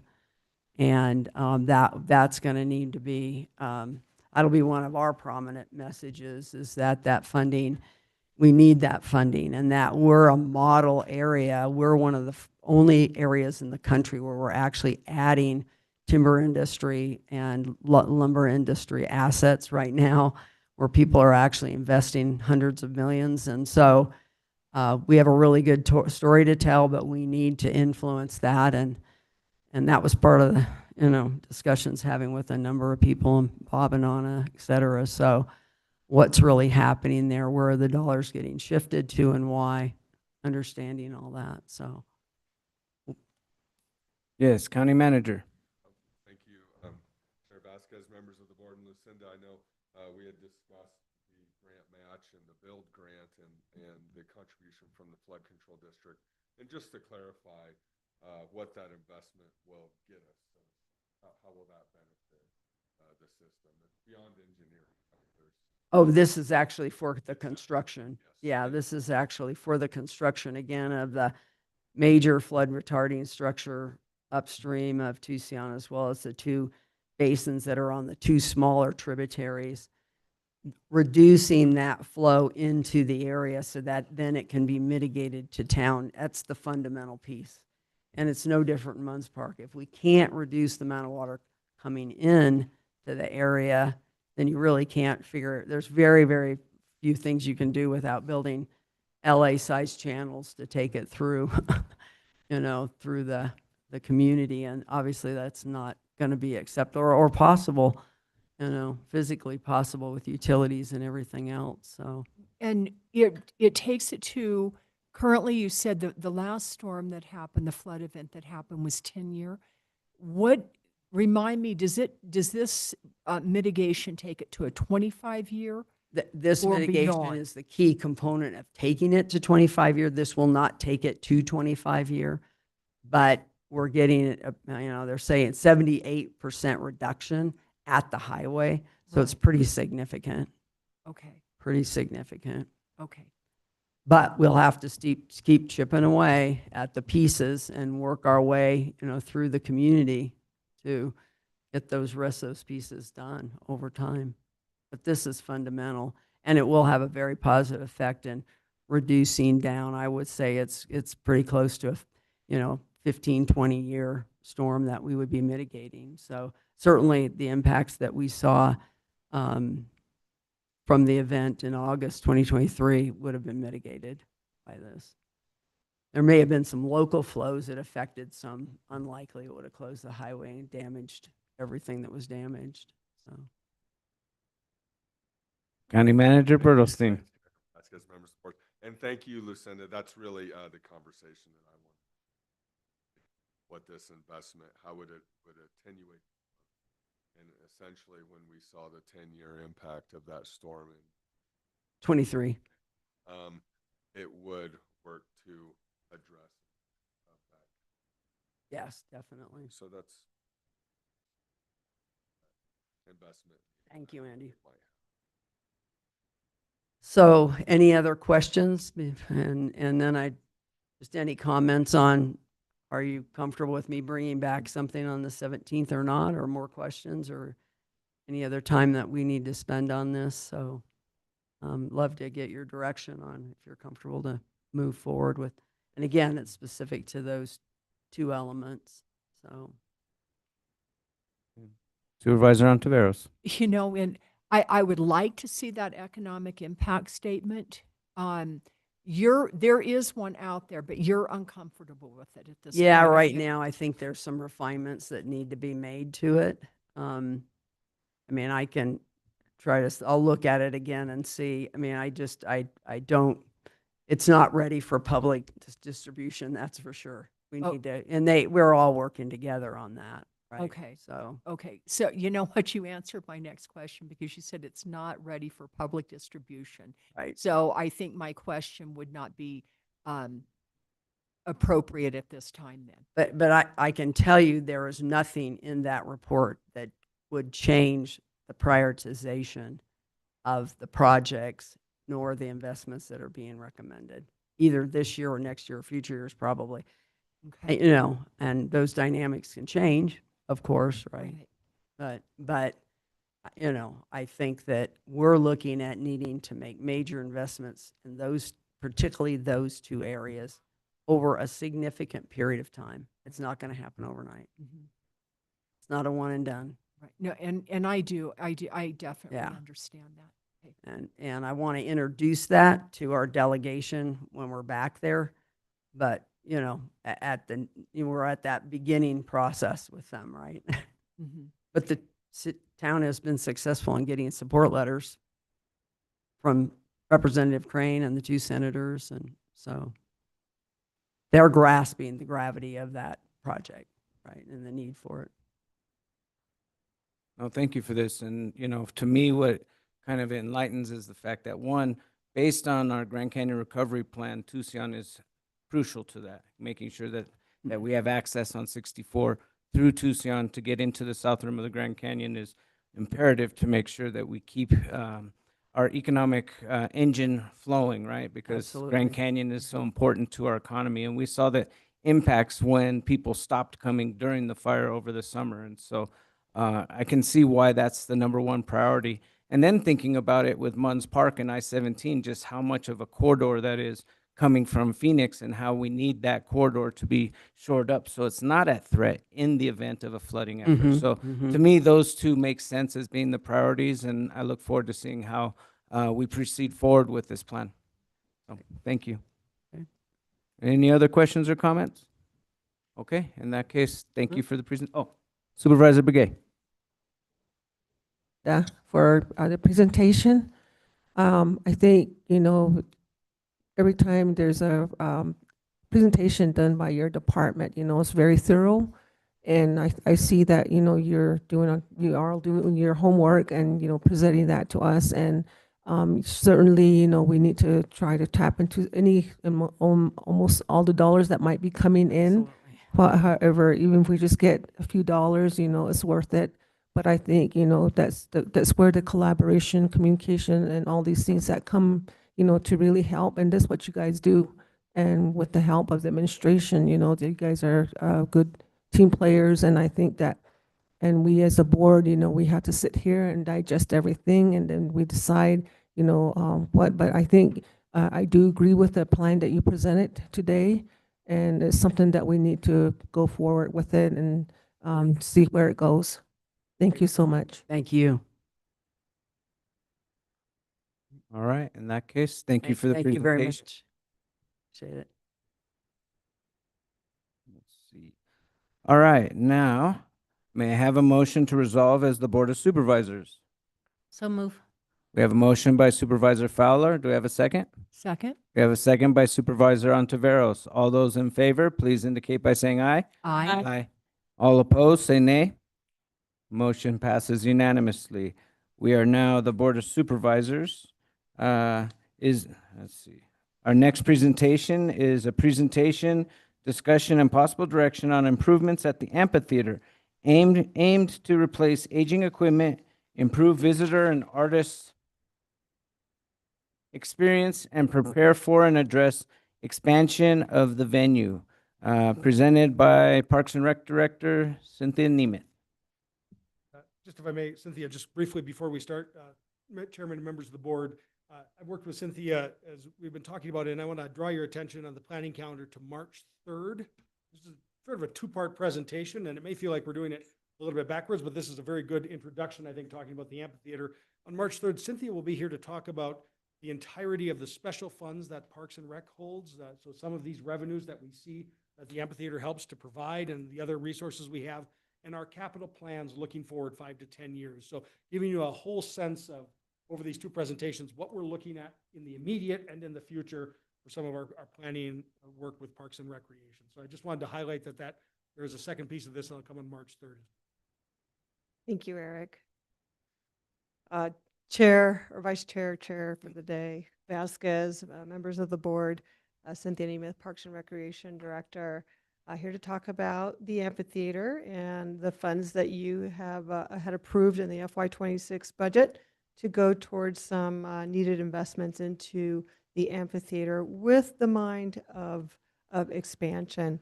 And before I begin, though, I'd like to note that with us this afternoon is Assistant Director Liz Krug. We also have Shayla Gunn, our Recreation Manager, who is the contract manager for the amphitheater. And then online is our Construction and Operations Manager, Rob Morrison, in case we have questions for him. And also Carrie Dunn, co-owner of Our Entertainment North, is also said that he was going to be watching and available this evening or this afternoon if we needed any of his input. So the structure for today's presentation will begin with a short background. We'll talk about the list of priorities that collectively our entertainment and the Parks and Recreation Department have put together. I'll give you an update on some of the projects, the few projects that have been completed and the status of others. We'll also talk about some key decision points that you'll see that as we developed our priority list, we had to pause and think about some things, and that's part of the main part of the presentation here for you today. We have come up with some alternatives. We have also come up with a staff recommendation that has been shared with the Parks and Recreation Commission at their January meeting. And then we'll open it up for discussion, address your questions, and then if there's any direction that you have for staff, we'll be happy to take it at that time. So in terms of background, it was nearly a year ago that the Parks and Rec Department and our entertainment collaborated on a presentation to talk to you about the growing popularity of the amphitheater, given the increasing number of sold out shows that we were seeing, and therefore share with you a concept for expanding the venue, the capacity of the venue, and bringing in even higher caliber acts.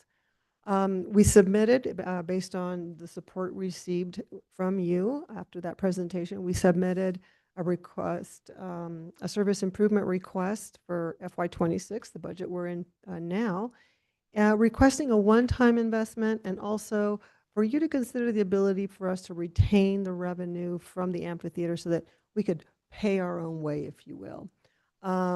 We were granted, very thankfully so, a $500,000 one-time investment into the venue, and we think that we're going to make that go as far as we possibly can. Subsequent to that approval, the Parks and Rec Department and our entertainment convened on a couple of occasions to begin identifying what those priority projects are. What does expansion look like, and what are the more immediate needs to get us there?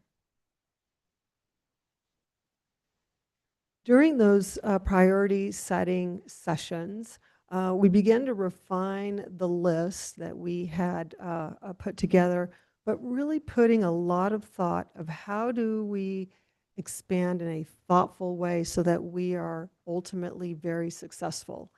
We were very thoughtful about what would an improper sequencing and phasing of projects be. For example, we increase the capacity, but we don't have the appropriate ADA accommodations, the ratio of accommodations for ADA seating. We still had some concerns about a slope, which I'll talk a little bit more about that here in a little bit. Just some facility and structural concerns with the amphitheater, and if we were going to bring more people into the venue, were there not perhaps some things that we needed to take care of before we opened up the capacity of the amphitheater. We also talked about a couple of projects that did not get fulfilled with the fiscal year 2023, a one-time allocation of $157,000 to take care of some repair and replacement needs at the amphitheater. And so those dollars did not reach far enough for us to take care of some HVAC needs and then replace the roof membrane of the green room building. We then, after we created our priority list, we then proceeded to assign some rough estimates to what those projects could cost. And this is the initial priority list. After we began to, you'll see, I mean, the total here is over the initial $500,000 investment. So we began to cut out some rather important projects. Here, and you might chuckle at our priority listing because it's not a straight consecutive number. We had numerous ones and ones and a halves and 3 1/4s. And so this is the best we could do to kind of lump projects together. For example, the whole staging and the ability to carry greater weight on the roof. So that was a high priority at the time, and it had multiple phases to it. And so you'll see that what's missing here is the real expansion projects of, the restrooms and moving of the fence. I mean, those projects that really bring additional people into the venue. It doesn't also address the priority repair and replacement projects that we were not able to accomplish with the FY23 investment of $157,000. And then off to the far right of this screen, you can see some of the things that we have already done. We have worked with an engineer to tell us like how do we address adding additional weight capacity for more sophisticated lighting and sound and just visually artistic elaborations onto the stage. We have already purchased new hoists, which the ones that we currently had were old and beginning to fail, so that's not a piece of equipment that you want to go wrong. And we're also in the process of getting some quotes. We actually recently, like as of yesterday, received a quote for what would a structure that could carry additional weight look like. Gladly, it's less than the estimate that we see there by $100,000. So we're very happy to see that. And then we continue to get quotes for what the civil work would cost us to bring the water, electric, and sewer for a restroom building, because ultimately we know that that's an important feature of increasing capacity. So we need to know what that looks like, whether that is a mobile trailer or a hard build or prefab. That is going to be the same. So we do feel like that's an important investment to make now to prepare us for the future. The ADA, we are addressing that, and actually it says here it's in progress, but that's done. We finished that project earlier this week or late last week. The coolers, those are still we believe that that's a high priority because we need to be able to serve those cold waters and other beverages. With more people, there'll be more consumption of concessions, so that's going to be important to accomplish. And that's our initial priority list. And here is that same list, except for now we've added a mobile restroom unit, and we've added the fence relocation, which we've also received a quote for, and it's much less than what we had originally estimated. So we're thankful for that. And then those are the actual quotes that we've received to date. And the one that we can add now to the quote or actual is to implement that roof, the hoist, adding capacity to the roof. You can add $150,000 to that, which is the quote that we received early this week. And that brings us to about of actual quotes, about $466,000 thereabouts. And we still haven't addressed the priority projects that are lingering from the last one-time investment. So here we find ourselves needing to take a pause and needing to make some crucial decisions. And when we, again, think about how we best phase in a greater capacity at the amphitheater and how we best utilize this $500,000 investment to get us there. We find that we have 4 key questions. The first one is addressing the slope. This is a slope where the lawn, the grass meets the concrete as you approach the stage. I'll have an illustration here in a minute that will show you more precisely what I'm referring to. But in order to fix this issue, we would have to build a bit of a retaining wall. It would require some railing, some steps to get down to the area of the front of stage, and a few other lighting on the steps, a few other details such as that.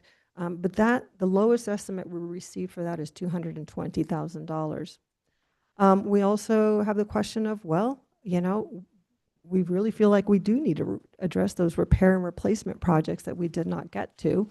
If we don't take care of them now, they could result into costlier future repairs or potential failures. And that estimate is at about just south of 100,000. And then the restroom question. I mean, that's been a top of mind for the supervisors, been top of mind for staff and for our entertainment. But we find that we have some important things to think about. We can purchase, for example, a 12-stall trailer. We've estimated those to come in at about $160,000, but we still need to hook them up with electric, water, and sewer. And we estimate that could be anywhere from $200,000 to $300,000. Now, we are working with Peak Engineering on figuring out what the best location is for that and what that cost will look like. So we hope to have a good estimate for that here in the near future. And then also we could consider a prefab structure that could have maybe, and we've quoted it out at 20, it could have less than that, but we quoted it out as at a 20-stall structure at 1.2 million. And the reason why this has come to light to us is because of the restroom that we've been talking about. We referred to it as the Commons restroom. Rob Morrison has presented that. That's a 4-stall restroom, and he was able to save the department and the county several hundred thousands of dollars by going with this prefab model versus a hard build. So anyway, we learned about this product, and we thought we ought to consider this as an option for the amphitheater. And the fourth decision point is that roof carrying capacity for more elaborate sound and lighting equipment, the type of sound and lighting equipment that we're starting to see more acts utilize as part of their performance. And some of them require, they have an image to uphold, and so some of them are willing to forego that, and some are not so willing to forego that image of what comes with their sound quality and their production. And then it says here that the structural engineer is working with a construction company, but we do, again, as I mentioned, have a quote for that, and where that estimated cost is $250,000 on the screen, it's actually coming in at $100,000 less than that, which is wonderful. And that's because when they met with the construction company, they were able to come up with a different type of structure than what was originally thought of. So if I want to hone in now on each of those 4 decision-making points and just consider the pros and cons of each of them. And the slippery slope, you see the 2 red arrows pointing at each other that are laid on top of the roof of the amphitheater. This is an aerial view. It's right there where the lawn meets the concrete underneath the seating area. And if we were to address this, remember this is a $220,000 project, if we were to address it, we will be taking we will be taking care of a drainage issue that's caused by both irrigation and when it rains. That slope is just steep enough to cause people to, as they are heading down towards the stage, to slip on it. And I can attest to that. I'm one of the victims.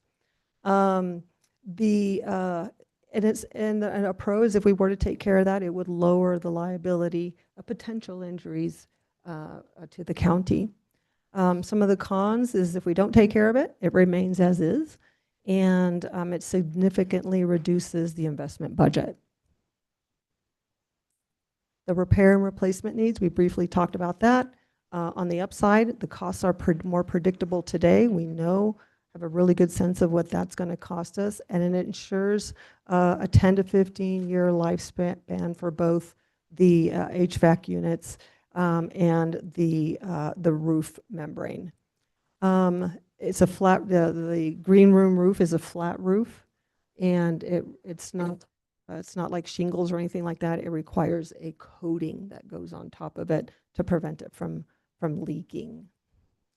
On the upside, if we were to take care of on the downside of taking care of these repair replacement projects is that, if they were to fail, it could be a costlier repair in the future. But it does reduce the budget just a bit south of $100,000. The restroom, here are two examples. The mobile unit, this is a smaller unit. They are very nice inside, but they are they don't last as long. And then the prefab unit, as you see below, and this is a picture that you've seen that Rob has presented for the Commons restroom. Some of the pros of a prefab, it says hard build here, but what I really mean is a prefab building.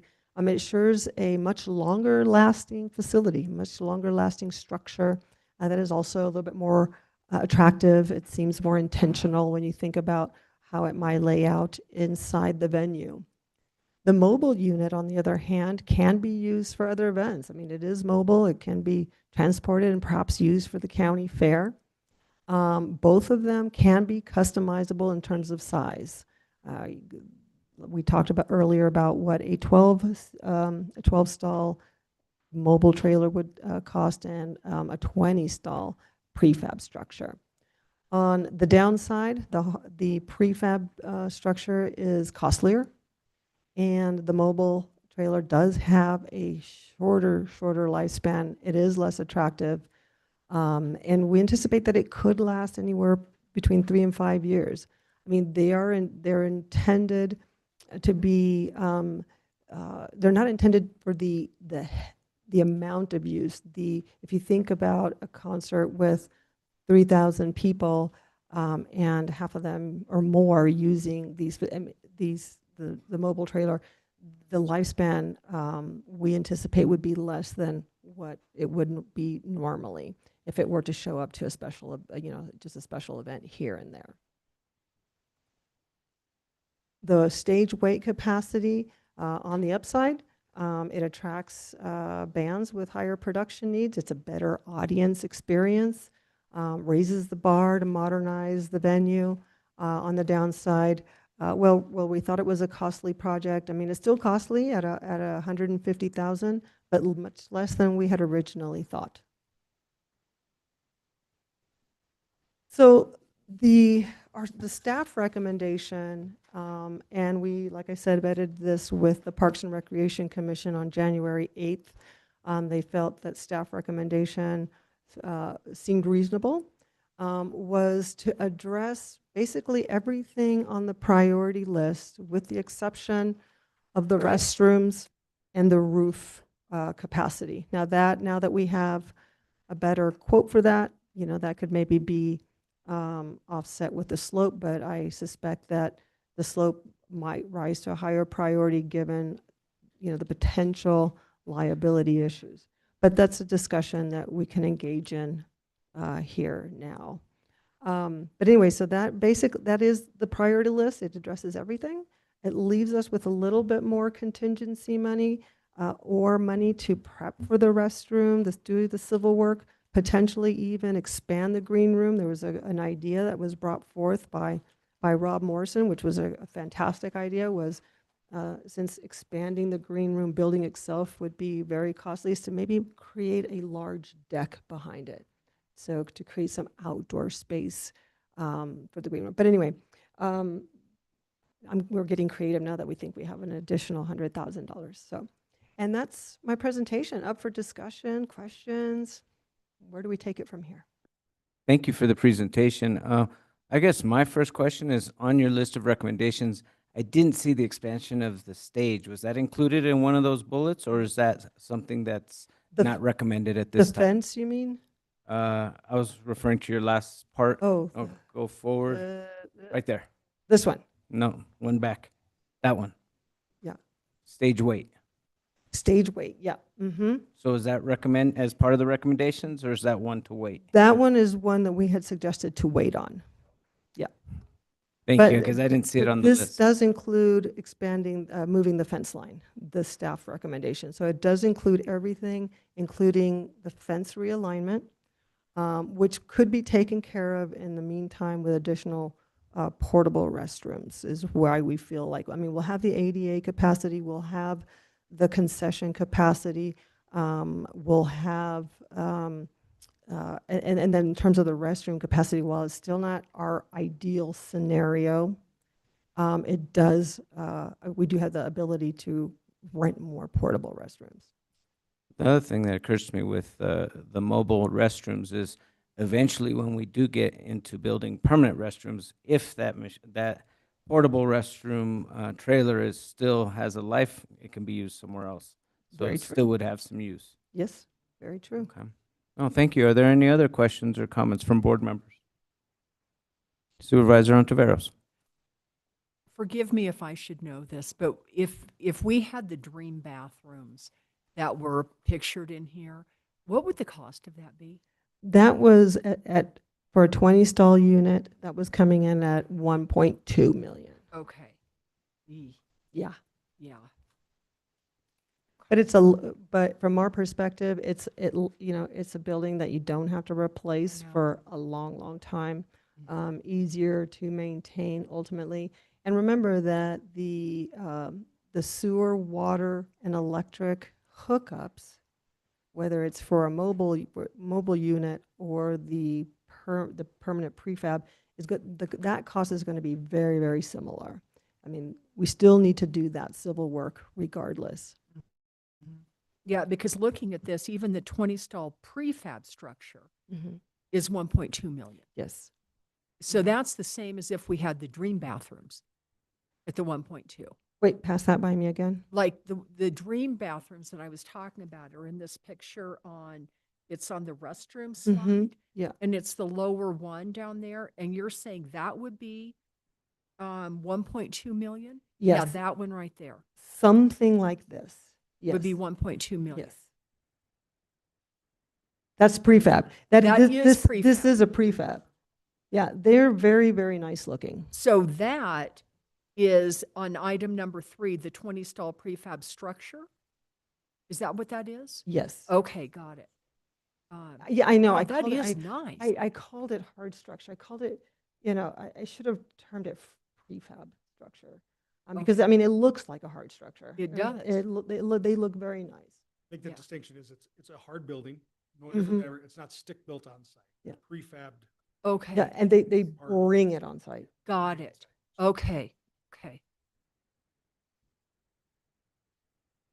County Manager Bertelson. Thank you, Chair Vasquez, members of the board. While we're talking restrooms, prefab structure, it's a building Yes. versus the mobile unit.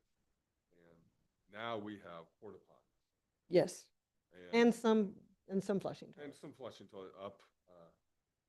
But the restroom location would be in the same place that we currently place the porta potty. Yes, if you imagine looking at the stage, as in that photograph there, it would be to the right. Yes. And kind of behind the stage, but to the right. And a significant cost associated with even a mobile unit to be connected to sewer, water, et cetera, in the building. Mhm. Right now, we utilize porta potties. The operation of those porta potties, I assume, is the cost add up because of the. It's very maintenance costly. factor. Exactly. We probably have 20 porta potties. Yeah, it's the quantity and the servicing. I mean, weekly, and then if there are multiple events or concerts in a week, it's basically after every concert. So the cost really then, if I'm reading it correctly, are associated with connection to sewer. Yeah, Is a big driving cost. Thanks. even with the mobile. Even with the mobile Mhm. thank you. And then on the stage weight that Chair Vasquez had brought up, is that stage weight or is that weight of the engineered hoist to allow for bigger equipment? What it is, it's adding a whole new truss, basically, installing more steel, another set of steel beams with a crossbar that can hold a weight of 2,000 pounds. And so that's an additional 2,000 pounds. Then I think they could, right now, I think it's already 2,000 pounds. Don't quote me on that. I can get back to you on that one. But it's an additional 2,000 pounds. It would be installed at the back of the stage, towards the back of the stage. They would have to install it inside the, cut into the concrete, right, to give it that stability, and then raise it, and then a crossbar across there. That's the more economical approach. Originally, it was a more of a cantilevered contraption. Again, steel beams in the back with a cantilevered on either side to hold weight that way. But this was discussed as a cheaper alternative to accomplish the same thing at the back of the stage. It's above the stage. It's not Exactly. weight of the stage, Yeah. not Yes, stuff it's sitting on the stage. yeah. Hanging items, adding to the show and the atmosphere of the show. That's what we're really seeing acts demanding. those Correct. kind of acts, Yeah. Lights, sound, the lasers. Speakers. Just out of curiosity, have we ever lost an act? Has Mr. Dunn ever lost an act because of lack of this feature? Yeah, I don't know for certain, but I do know that more recently he has told me that some acts at least have said, well, okay, we want to play there bad enough that we'll cut back on our production. I had heard that there had been some that really had elaborate acts and maybe weren't that interested, but I don't know if they were ever able to cut back on their expectations and be here after all. This is definitely something that we had been hearing from our entertainment. But No, I and can find that out. Well, you know what? I guess it's not that necessary because, it's like the times they are a-changing. And these acts, like what is out there now, they do require in some instances more than what, just an acoustic guitar would be. Absolutely. Mm-hmm. Absolutely. And when you have more people in the venue, your sound you're probably going to have to adjust for the amount of people for your sound to carry further. All right. Are there any other comments by other board members? Supervisor Fowler. Thank you. When we walk through the backstage, it is so small with the equipment, with the number of people that do come to supporting these entertainers that are willing to come out, and we're really happy to have them. It is just so cramped back there. Mhm. So at least we're addressing a few at a time. Mhm. And this has been just, we need to do some fundraising, maybe do a GoFundMe account. So county GoFundMe account to do all the work that we need to do. But at least we're, as we've always done, ever since I've been on the board, it's been just a little bit at a time as Incremental. money comes in.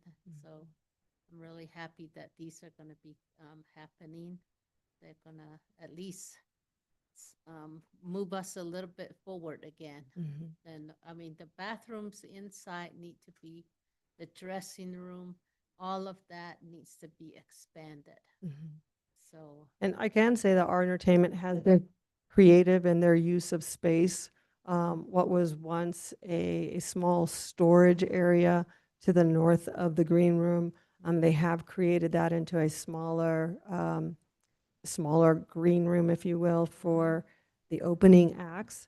Another aspect of expansion, which did not quite make this list of priorities, but you have heard it from us before, is to create space for their big buses to park and be able to hook up. So that would give them more of that their own personal green room and their own personal space. For now, what we're hearing is that it just really needs to be modernized. The pale blue checkered, white, pale blue checkered vinyl flooring just doesn't give off a very, cozy feeling. And there's a little bit more that we can do to, bring in a bigger, more refrigerator. A microwave would be nice. There are certain things that could add to that green room experience that at least would make it a little better than what it is. Okay, well, thank you. Yeah. Just another thought was, when we were building the library in Tuba City, we had individuals buy the, the window, buy a piece of, we sold floors, like this, and everybody, and that's how we paid for it. And is there a way to do that here? I mean, it's just another thought that, like when you're doing the fundraiser, you put those plaques there and recognize people for, just like we're doing over at the Coconino Center for the Arts. We're buying seats and being able to replace all the seats over there. It's just something I just now thought of, at the library. We couldn't have finished that library in Tuba City without all the sketty dinners and people buying different things to help out to finish the building. I'd say that, yes, those are always options that to be explored, including grants, which that is on our list of grant searches to help us with any and all of these projects, but especially those larger ones, like the restroom, like maybe, and we could add like what could happen with the green room as well. So yeah, those are what you mentioned is an funding option. And there are others as well. I mean, there could be endowments out there. We just haven't been the benefactor of any. No one's approached us that way, but maybe there's more promotion that we can do, that we will be willing to be, the benefactor of someone's endowment. But also grants, which we're always on the hunt for those. You're welcome. Supervisor Begay. Thank you, Cynthia. Good presentation. And the only thing that I was really concerned about was the restrooms. That was the main thing that I thought that was something that we really need to take care of. And I'm really glad that, you're going out and, getting bids and, quotations or whatever, and to really go in and see what would be best for the people out there that attend the area. So I just want to say thank you. And Lena wants to start a GoFundMe page, so I think we should go with her. Coconino County, and she would be the one to get the dollars.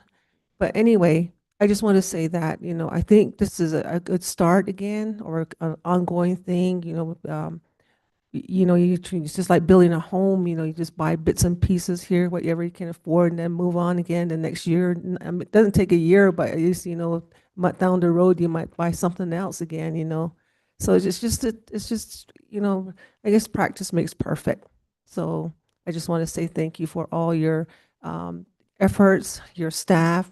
I mean, as a manager, supervisor, director, you have staff that are right behind you, and you take all the credit for it. So that was me when I was in those capacities. But thank you so much. But I think that you guys all do a good job over there. But the restrooms, definitely needed that. ADA seating, of course, and then really looking at places where someone might get injury, so that those are the main things that I commend you guys for addressing those. Thank you. Great. Well, thank you. Thank you. Supervisor Ontiveros. Okay, I know that my previous time I was asking some questions, but I know that you are here today because you're looking for direction. And as I look at the staff and PRC recommendations, I know that these are well thought out. I know that you put a lot of thought into these, addressing slope, which was the safety issue that really rises to the top as far as I'm concerned. You did manage to get 20,000 in here for minor prep for restrooms. You know, you're doing what you can, and I think Supervisor Fowler said it best, which is, you know, we're chipping away at it. This is, you had 500,000, this is 497, 800,000. That's pretty darn close to spending that amount and accomplishing all of this. So for me, this is where I'm at. I'm in favor of the recommendation that you have laid out here. I think you've done it. Everyone, you and your staff have all done a good job, so please pass that on. I certainly will, and yeah, I mean, my staff, the Parks and Rec staff, and our entertainment have put a lot of thought behind this, so thank you for recognizing that. Thank you. And just looking at it, and maybe I missed it, or maybe I'm thinking from a previous presentation. Where will the money for this come from? Is this what we're talking about, having to raise money, or is this coming from proceeds from concerts? Is this coming from the production company, or the, you know, where are we going to get the funding to do this? Because I'm in support of it, but I also know that under our current fiscal considerations, we can't do it from the general fund. So where's this money coming from? Well, luckily, these funds have already been allocated. This was a request last year for this fiscal year that we're in today. And so those funds are already available to us. Yeah. That is music to my ears. Please. Mr. Chairman and members, as we look ahead to the budget process, and I think really in our conversations that we've had with Parks and Recreation staff, and I want to say thank you to them. I think I scared Rob Morrison with my tour of the amphitheater and my little, like, well, we can do this here, this here, this here, and there. You know, I mean, Eric's thinking ahead, right? But there's a chicken and an egg question here, right? I mean, if we want to have a more successful amphitheater, and it has been wildly successful, I want to say that and put that out. But we can be more successful, and that concept of continuous improvement involves a continuous investment, right? And that is the culture that both Cynthia and I think our work with our partner there have been taking as we continuously improve, we must continuously invest, right? And one begets the other in the circle of life. And so as we look to this budget process and looking ahead, you know, the considerations of the county and of this asset and the enterprise that is the amphitheater must be taken into account, but we do not need to have a poverty mindset going forward about our investments into this infrastructure to be able to move forward. So I want us to think about, if you see along the way that the restrooms are a priority for you, that is your right to bring up that conversation and excel that. So I bring that up to say that, you know, we are being judicious, but also pushing forward, right, from a staff perspective, but also that is your right as policymakers holding that. To say that we need to do that. We need to take that step, and then we can have that conversation about where do we draw that funding from. I don't want us to end in a spot where we think we're done with the amphitheater, right? Tut Hill is a continuous investment. Thank you. What every park that we have is a continuous investment to have a continuous improvement to improve the quality of life of our community. Well stated. Thank you, Eric. No, I appreciate that. Thank you. And I guess my following question would be, if we were to go through with these recommendations here, what's the timeline? Like, how long would it be before this list would be done and we can move on to the restroom and the other projects that currently aren't the priority? Well, having good direction today, I can see us being done with majority of these projects within a year. I mean, we're already ticking away at several of them. I mean, I don't want to speak for Rob Morrison. He's probably going like, oh my God, she just said a year. All right, I'll give you a year and a half. So let's say a year and a half. But do know that this is a high priority, and we've been ticking away at it already. Great, thank you. County Manager Bertelson. And Chair Vasquez, members of the board, and Cynthia, and I think Rob is listening as well in terms of those timelines, thinking in terms of event. Yes. So event season runs from April to October-ish, yeah. So be ready for projects. true. Yeah. Thank you. Supervisor Ontiveros. I promise, last comment. That's okay. as But many I as think you it's important to note that Mr. Peterson was correct, that as we want it to be better, we have to continue to invest. And I just want to underscore that the better it gets, the more revenue it brings in. So there is a payoff to our investment. There is, Mhm. certainly. Well, thank you. And Supervisor Fowler.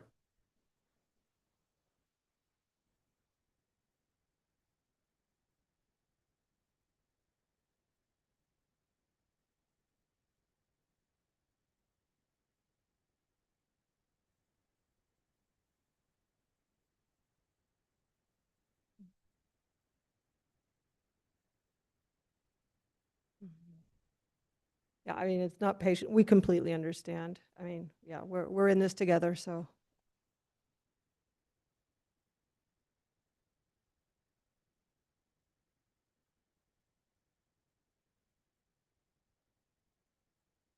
Yep. You're very welcome. Yes, thank you for the presentation. And it looks like, if I'm reading this right, you don't need an actual vote from us, just direction. And it sounds like everybody on the board here are in agreement that we support your recommendations and recommend that you follow through with them. Thank you very much. Thank you. If at any time you want to reach out, we're happy to answer your questions or meet with you or give you a tour. So, thank you. Great, thank you. All right, next up, the board will need a motion to go into executive session for item 17. May I have a motion to go into executive session for So item moved. 17? We have a motion by Supervisor Ontiveros. Second. We have a second by Supervisor Fowler. All those in favor, please indicate by saying aye. Aye. We are now in executive session. Oh, excuse me. All those opposed, please say nay. Okay. The motion passes unanimously. We are now going into executive session. We will return once executive session is over. Thank you.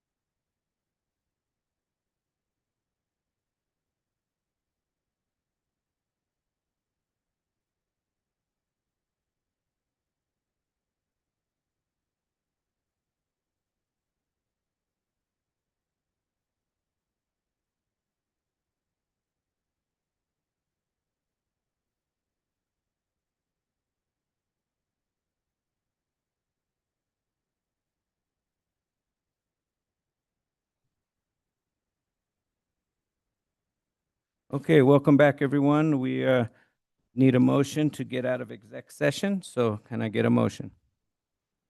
We have a Second. motion by Supervisor Begay, a second by Supervisor Ontiveros.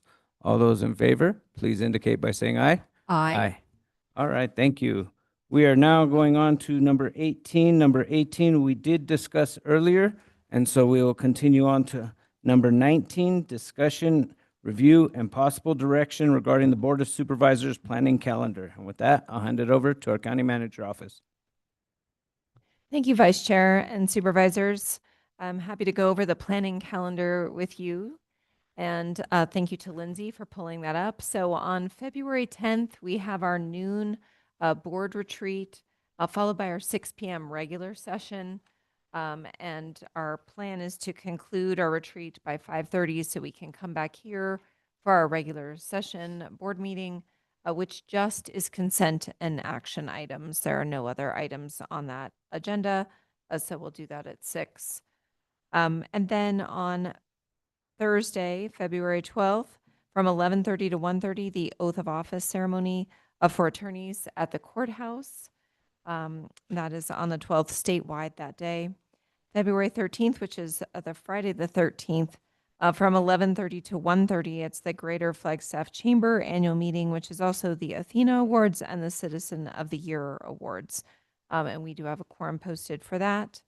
The President's Day holiday on February 16th. And then we will have a regular session meeting the day following the holiday on Tuesday, February 17th, which is our next regularly scheduled board meeting at 10 a.m. The items are actually due and on base tomorrow. And at 10 a.m., we'll have consent and action, the proclamation for the 135th anniversary. And then immediately following that proclamation, we'll have a break and a small celebration with sugar and snacks. We'll probably have cake or cupcakes that day. And then we will have our update on the federal legislative agenda with Keith and Eric, and that will be the last update prior to the DC trip. So just, looking over that agenda and the calendar one more time, and the final handouts, I believe. And then at 1:15, we'll have a presentation and update on the Public Fiduciary's Office with Rashida Saminsky and the known federal and state impacts towards. And then we'll wrap up that day with a 2:15 2-hour executive session on security protocols and procedures during board meetings with Sheriff Axland and Tom Hanachek. On February 19th, which is Thursday at 9 a.m., there's a CSA learning session, the 10 a.m. CSA Board of Directors meeting. And I believe there is a noon Medium County caucus on that day as well. Oh, there's not? Okay, not on February 19th. Thank you. So Lindsay's on it. That's why she removed that from there. And then on February 20th to 26th is the NACO Legislative Conference in DC with the Hill visits that we were discussing earlier with the schedule that you reviewed earlier as well. March 3rd is a 10 a.m. regular meeting. And we'll start off that day with consent and action items, including proclamations for Women's History and Developmental Disabilities Month. And you can see there are still some spaces open on that day, which I'm sure we'll fill in as we approach that. But right now there is a 1:15 Parks and Recreation Special Fund and Capital Planning Overview with Cynthia Nemeth, which is really the follow-up to today's meeting as well. And then there is also a 2:15 presentation regarding the Buggy Wheel Road from Public Works and Christopher Tressler. And then the Building Code Kickoff with Community Development, which was originally planned earlier and was moved to accommodate some other meetings. So thank you to Community Development. And that's at 3:45. And we will close that gap if there are no other items scheduled in between those two items. We will push those together. We do have one item that we'll talked to Christopher Tressler this morning, so that middle break there between 2:15 and 3:45, he will be staying on and providing you the 5 and 10-year capital plans through Public Works and their funds as well. So an outlook of where the road projects are, pavement preservation projects as well for Public Works will be on that day. So that's ahead of budget, to give you a sense of the long-term plan. Then you'll have that as we look ahead to budget conversations in April. Thanks, Eric. And that will be great because we always want to see Mr. Tressler for more than 15 minutes. We'll have more questions than that. So That'll be a good use of that time. And then March 9th through the 13th is spring break for FUSD schools and NAU. March 16th is a Monday. There's a 6 p.m. film screening for Cesar Chavez at the Center for the Arts, and the quorum is posted for that as well. March 17th at 6 p.m. is our regular evening meeting. We have consent and action items and proclamations for Route 66 100th anniversary, the proclamation for Earth Month for April, and possibly the CJCC Academy graduation. So we'll be firming that up between now and then. And then community development has a public hearing regarding a zone change for Raptor Ranch, which is in District 1. And you can see that we have worked to spread out some of those proclamations already. March 19th, which is a Thursday, CSA on that day with the 9, the 10, and the noon.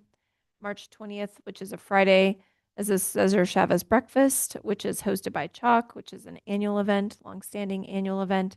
And that starts at 7:30 a.m. and goes to 9:30 on that day. And then March 20th still is posted for the quorum, the Alliance meeting, even though there is a conflict there with the Cesar Chavez Breakfast. So still planning on having that event. And I believe the chair had mentioned that she'll be in Phoenix on the 20th, so unable to attend those events. March 24th at the 10 a.m. regular meeting, we have consent and action items and a couple proclamations there that we've moved forward, so there's not so many in May, including the proclamation for Child Abuse Prevention Month, Fair Housing Month, and Sexual Assault Awareness Month. And then at 1:15, we have the presentation of the Grand Canyon Communities Economic Recovery Plan from Tim Carter. That's a time certain item. And at 2:15, we have a work session with Superintendent of Schools on education funding with Superintendent Cheryl Mango-Padgett. And at 3:15, there's a 2-hour, the first of 2, budget business partner presentations, and Siri will be coordinating those. So we'll have our strategic partners for the budget on that day and also on April 7th. So split into 2 dates so that we can accommodate their schedules as well as yours. And as we mentioned previously, that'll be ahead of the budget meetings so that you can hear from all the partners. April 7th, you can see there are some proclamations still remaining on the 7th and on the 14th. And despite moving some of them up into the 24th, but on the 7th, we'll have proclamations for Flagstaff's 25th anniversary as an international dark sky city. We'll have Asian American, Native Hawaiian, Pacific Islander Heritage Month from HR and Military Appreciation Month. And then we'll also have those partner presentations, as I mentioned. And then I'll just mention the proclamations on April 14th at the 6 p.m. meeting, proclamations for Law Day, Mental Health Court Month, Recovery Treatment Court Month, all in May. So I'm happy to go further if you'd like, or I can pause there just to show you the improvements that we made to the proclamations from the last time we reviewed the planning calendar.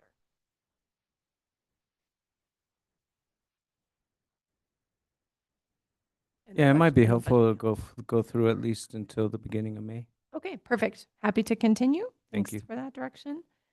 So on Thursday, April 16th, again, CSA at 9 and 10 on that date. And then April 20th to the 23rd and April 27th to the 30th are the Board of Supervisors budget meetings. So you can see that we've cleaned up the calendar from our conversations previously to really identify the dates and included this chart here, which is so helpful. Thank you, Lindsay. And this chart helps you not only see the departments that we'll be covering at each of those meetings, but also the families of how we've grouped those departments together into families that make sense. That was something that was successful in the budget process last year that the board asked us to bring back.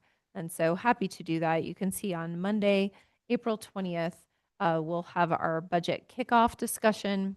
On Tuesday, the 21st, in the morning, we'll have the assessor, community development, and the recorder. And then in the afternoon, we'll have the treasurer and the library district. And again, just as a reminder, we've also asked departments to come for that entire grouping. So we've asked community development, for example, to be there for that entire period from 8:30 to 12:30. So the board will be able to very fluidly move throughout that, and there won't be delays in between presentations. So that'll be fantastic. Wednesday, April 22nd, in the morning, we have the Flagstaff Constable. Lindsay, can you scroll back down? I'm sorry, you got ahead of me. Thanks. Flagstaff Constable Williams, Constable, the County Attorney, the Public Defender, and in the afternoon, the Legal Defender and the Sheriff discussing both patrol and the jail district. On Thursday, April 23rd, Clerk of Superior Court, Juvenile Court, and Adult Probation in the morning. And in the afternoon, the Justice Courts and the Superior Court, all on one day, those courts. So helpful for their scheduling as well. Then on Monday, April 27th, we have the Superintendent of Schools, the Public Fiduciary, Parks and Recreation in the morning, Health and Human Services and Elections in the afternoon. On Tuesday, April 28th, Public Works and the consent agenda we're going to do on that day in the morning. And then in the afternoon, Emergency Management, Flood Control District, and the Board of Supervisors budget. Wednesday, April 29th, we'll have Finance, IT, and Facilities in the morning on this Internal Services Day. And in the afternoon, HR, Workforce Development, and the County Manager's Office. And then on Thursday, April 30th, we'll have our wrap up. And there's not a budget meeting on that Friday. So you can see the calendar there. Also, just interspersed a couple things in green, interspersed with the above chart. So on April 21st, Arizona Supreme Court oral arguments and page. And so we had been aware of this earlier, not exactly sure of the schedule, but we do have budget meetings on that day. So just wanted to make everyone aware of that. And then on April 23rd and 24th, there are budget meetings on those days as well. The Veterans Stand Down in Page and Fredonia from 9 to 3. And then the rest of these items in green here, maybe we need a solid line right there because those are kind of the two that are in the midst of our budget meetings. And these next two are after the budget meetings. And they're a little out of order there. May 5th through the 8th is the WIR conference. And then May 7th, which is a Thursday, is the Law Day event in Superior Court in Flagstaff. And there's a quorum posted for that as well. It's listed at 9:50 a.m., which is a very interesting time. It's a very precise time on that date. Do you want me to continue, Vice Chair? I would say I think we're good. Does anybody else want to see beyond the May 12th? No? You just want Okay, me to then. mention the proclamation for Our Lady of Guadalupe? Please do. Okay. That's on May 12th. Thank you, Vice Chair. Thank you. Let's see. Next up, item 20. Discussion update from County Manager regarding possible community, regional, and administrative matters. Thank you, Chair Vasquez, members of the board. I think we've covered through planning calendar and other conversations today, so we'll defer to you. Okay, thank you. And our next item would be item 21, roundtable. Is that something that the current board members that are here want to discuss, or do we want to defer that to our next meeting? Supervisor Fowler. Well, I will just bring up just one. We have many, but I want to just thank our health department and the county management for helping us to resolve the ambulance issue that started last year. And we've been working on that, so the issue was that Kane County Hospital provided emergency service into Arizona, but along the way, Arizona Department of Health said they didn't have the license, and so therefore it was stopped. And there was an uproar on that, and then we started working with them and getting them to apply and get their license, and so they're at that stage now. In the meantime, we started working on this side, and thanks to Michelle, she contacted the, we had several community huge meetings along the way, and then Michelle and her team really worked to work with Guardian Air and tried to and we learned that they were retiring a vehicle there, EMS or an ambulance unit.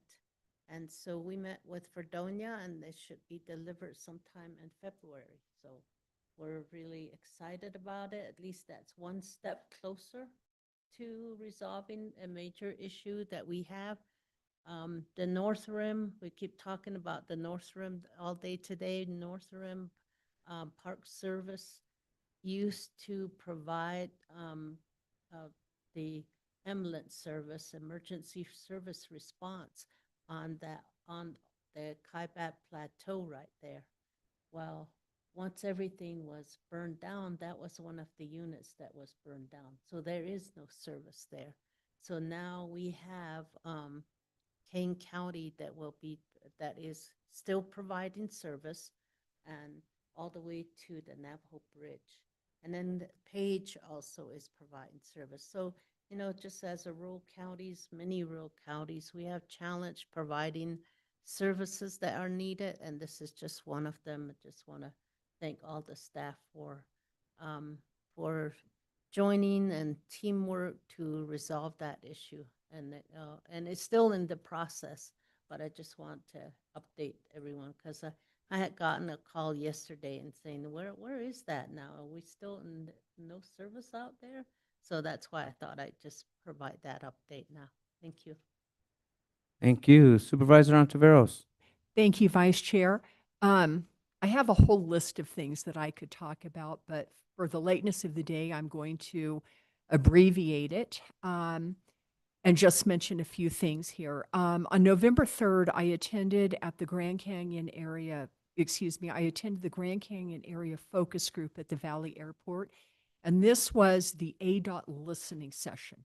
For those that are not familiar with that, ADOT is currently going around and just listening to thoughts on their roadways, thoughts of improvement, et cetera. Let's see, I'm going to skip down to, on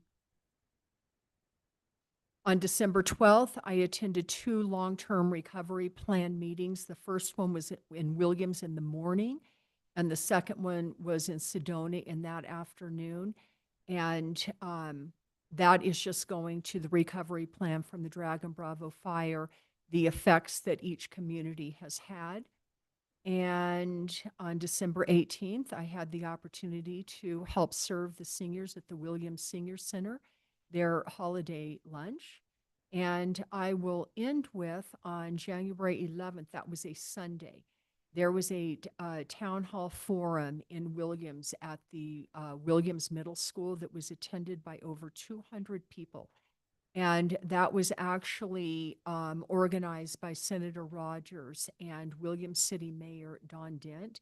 And that was to discuss the issues, safety issues, et cetera, on Highway 64.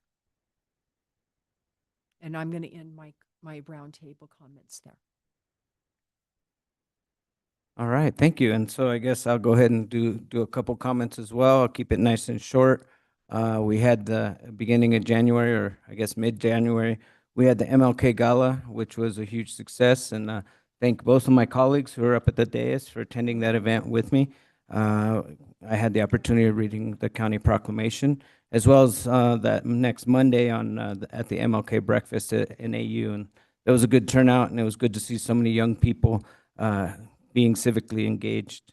2 weeks ago, I had the opportunity to go down to Phoenix for some receptions with Senator Kelly and Senator Gallegos, and had the opportunity to just say hello and remind them of Coconino County priorities. Had the opportunity with my colleague, Supervisor Fowler, to have some in-depth conversations with both of their staffs about some of our needs, and so we continue to work on that relationship with them. Last week, I went down to Phoenix again, this time for the RTAC Legislative Day as the representative for MetroPlan. Had the opportunity to speak with several of our state legislators to talk about different transportation issues. In particular, we were pushing for the funding for the West Route 66 improvements, and then as always, always reminding them about the importance of the SMART Fund and how much funding that has brought to Coconino County. And then I've been working with the Arleo Guadalupe Organizing Committee, working for the event coming up on May 16th, and so looking forward to that coming together. And then CHOC, which is the Coconino Hispanic Advisory Council, at the beginning of January, had their annual board retreat, and so we met and with the sheriff and the chief, talking about different issues concerning our community, particularly about immigration, but on other issues as well. And then discussed on what's going on for this year for the Cesar Chavez event, which will be a breakfast on March 20th at the American Legion at 7:30 in the morning. So please look up on the county website. I believe if you go to the Chalk link, you should be able to get the information, buy tickets for the breakfast. We're also looking to have a screening of a film about Cesar Chavez on that Tuesday, which I believe is March 16th, if I'm correct. March 17th? Monday the 16th? Okay, so on Monday the 16th, so we're looking to have that event as well. So please, if you get a chance, please come in and participate. And I guess with that, I will cut my roundtable comments short there. So is there anything else for the good of the order? In that case, good job, everyone. It's been a long day. Appreciate all of you, and I'll be seeing you soon. Meeting adjourned. Thank you. Thank you. Gotta do it.